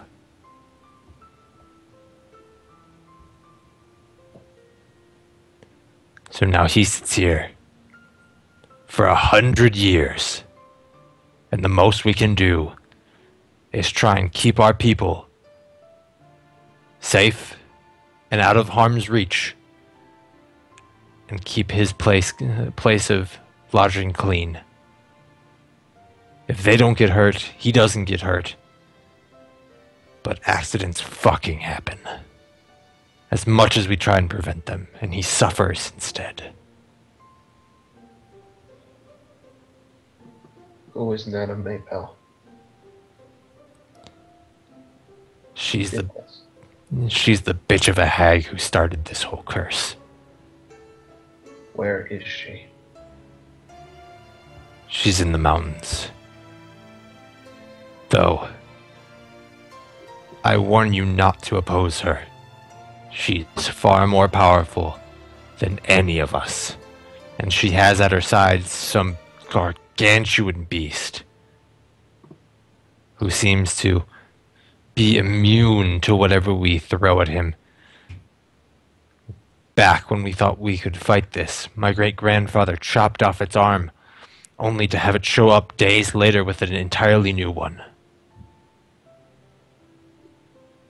To do like a history check or something to see if I recognize it. Yeah. That's a troll, ain't it? Yeah, it is. Okay. Yeah. Hag and a troll? Okay. I got fire. I'm gonna kill her. Yeah, I was gonna say, I think we can take it. No matter what, we shall find the means. Yeah, one way or another. I'll tell you what. You don't reveal this to any of the other townspeople. They don't need to suffer this conscience. No. But if you take care of that hag, and it somehow frees this boy, you can have anything you want from this town. We will be eternally grateful.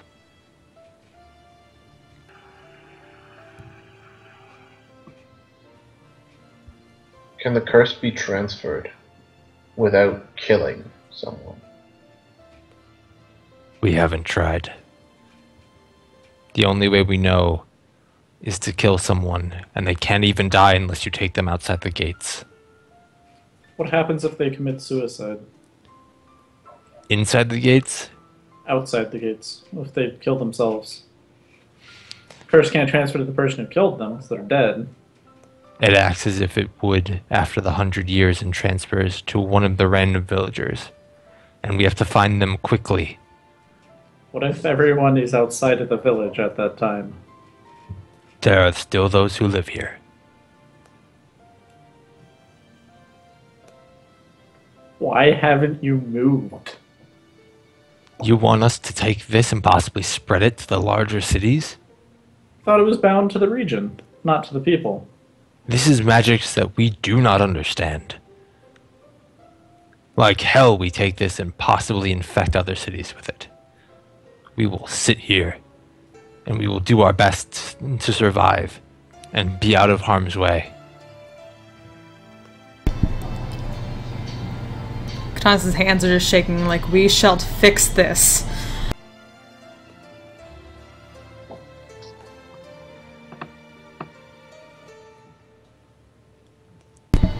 She looks at Belcax. Please, my lord. I'm wondering why we're still here. Good question. Yeah, what direction is in the mountains? I only know generally that she's to the We'll start- east.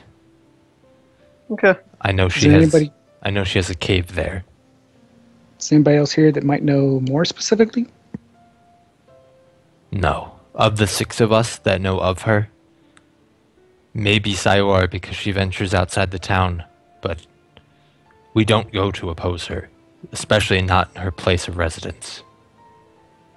We're just not strong enough to do that. Now, he takes off his nice jacket and folds it up. Please leave. Allow me to clean the poor boy's room. Just one more question. What is his name? This poor lad. This poor lad is Cav. Cav Kemetq. Just kind of kneels before him. Cav, we shall do our best to end this as quickly as possible for thee. His eyes are glazed, but they flit to you as you speak to him.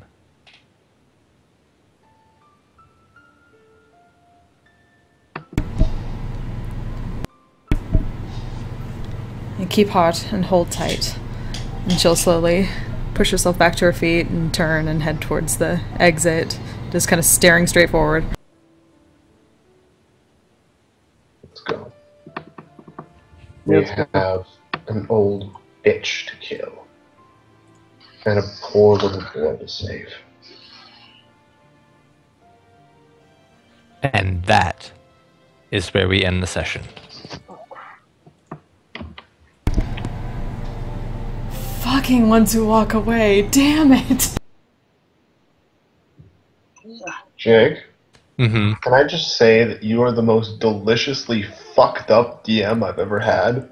Hooray! No, he's making this better. That, like, he's being nice to us with this.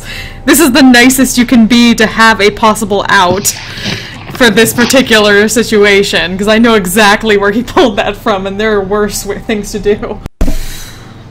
Oh, probably. Yeah, there are a lot of worse ways that could have gone. Yeah. This is basically the... What do they call the, Kobayashi Maru of D&D, and he gave us an out for it. The whole point of the Kobayashi Maru is you break the rules to find a way to make it not work. That. I mean, if you hadn't Win the like ball. given us the out, I was seriously considering trying to like transfer it to me. Yeah. Yeah, Katanas would have asked to do that too. I'm fighting over who gets to take it. We're all so damn noble. Holy hell, that'd be interesting. Just like in the middle of a comment, be like, and now you have disadvantage because you're somehow missing a finger. It might grow back by tomorrow. Right?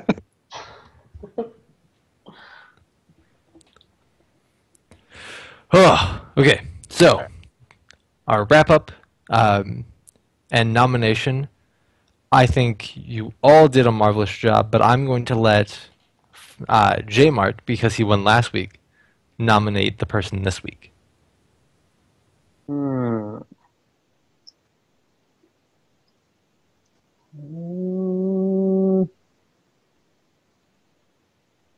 I'm gonna have to go with Ikas for this. There's some other good ones. Ikas did do an exceptional job tonight. We thank you for your role playing. Thank you. As far as announcements go, I got nothing. You guys? I'll be here next week. So. Awesome. Okay, so last part of it, feedback for the current section, and then reflections on past sessions from things you thought about in the meantime but didn't say then.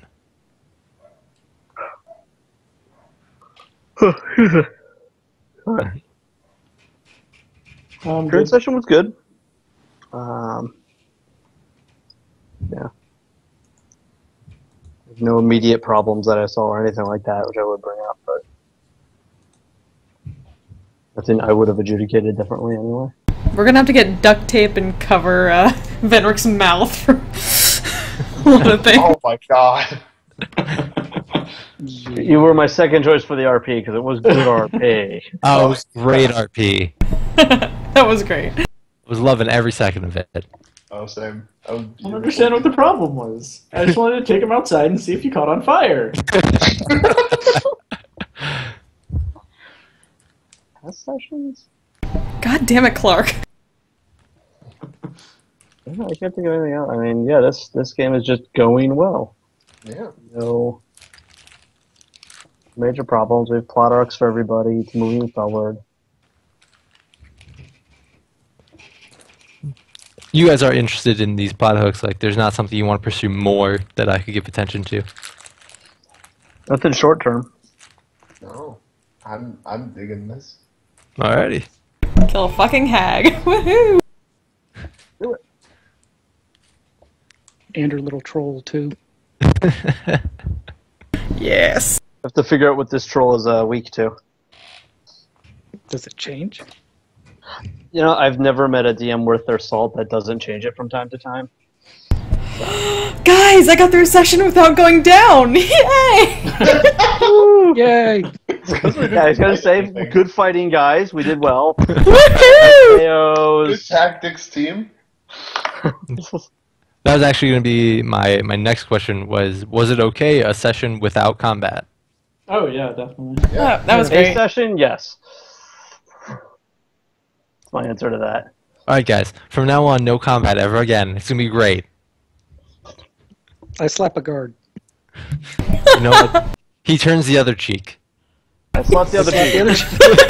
I know he's got 2 more after that. I keep slapping.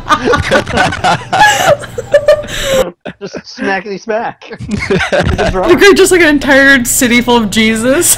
I mean, hey, if nobody else wants to fight back, like, might as well just, take the throne for ourselves. It'll be fine. Yeah, there you go. Everyone just starts turning water into wine and you just smack them up, it's fine.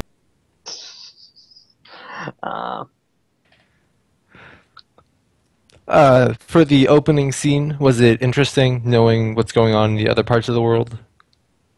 Yeah, that is a little bit. It'll really pay off when we actually encounter that guy eventually. So. Yeah.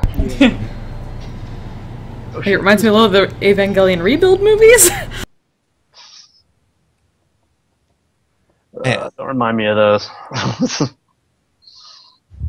Like, you don't know what's going on, but you're sure you'll figure out by the next movie. Wait, is this the end? This is really the end? Alright. Alright, well I had a lot of fun. I hope you guys did too. We will see you all next week, Monday at 7 p.m. Alright. Coolness. Sounds good. Later, guys. Good night, everyone. Good night. Yeah.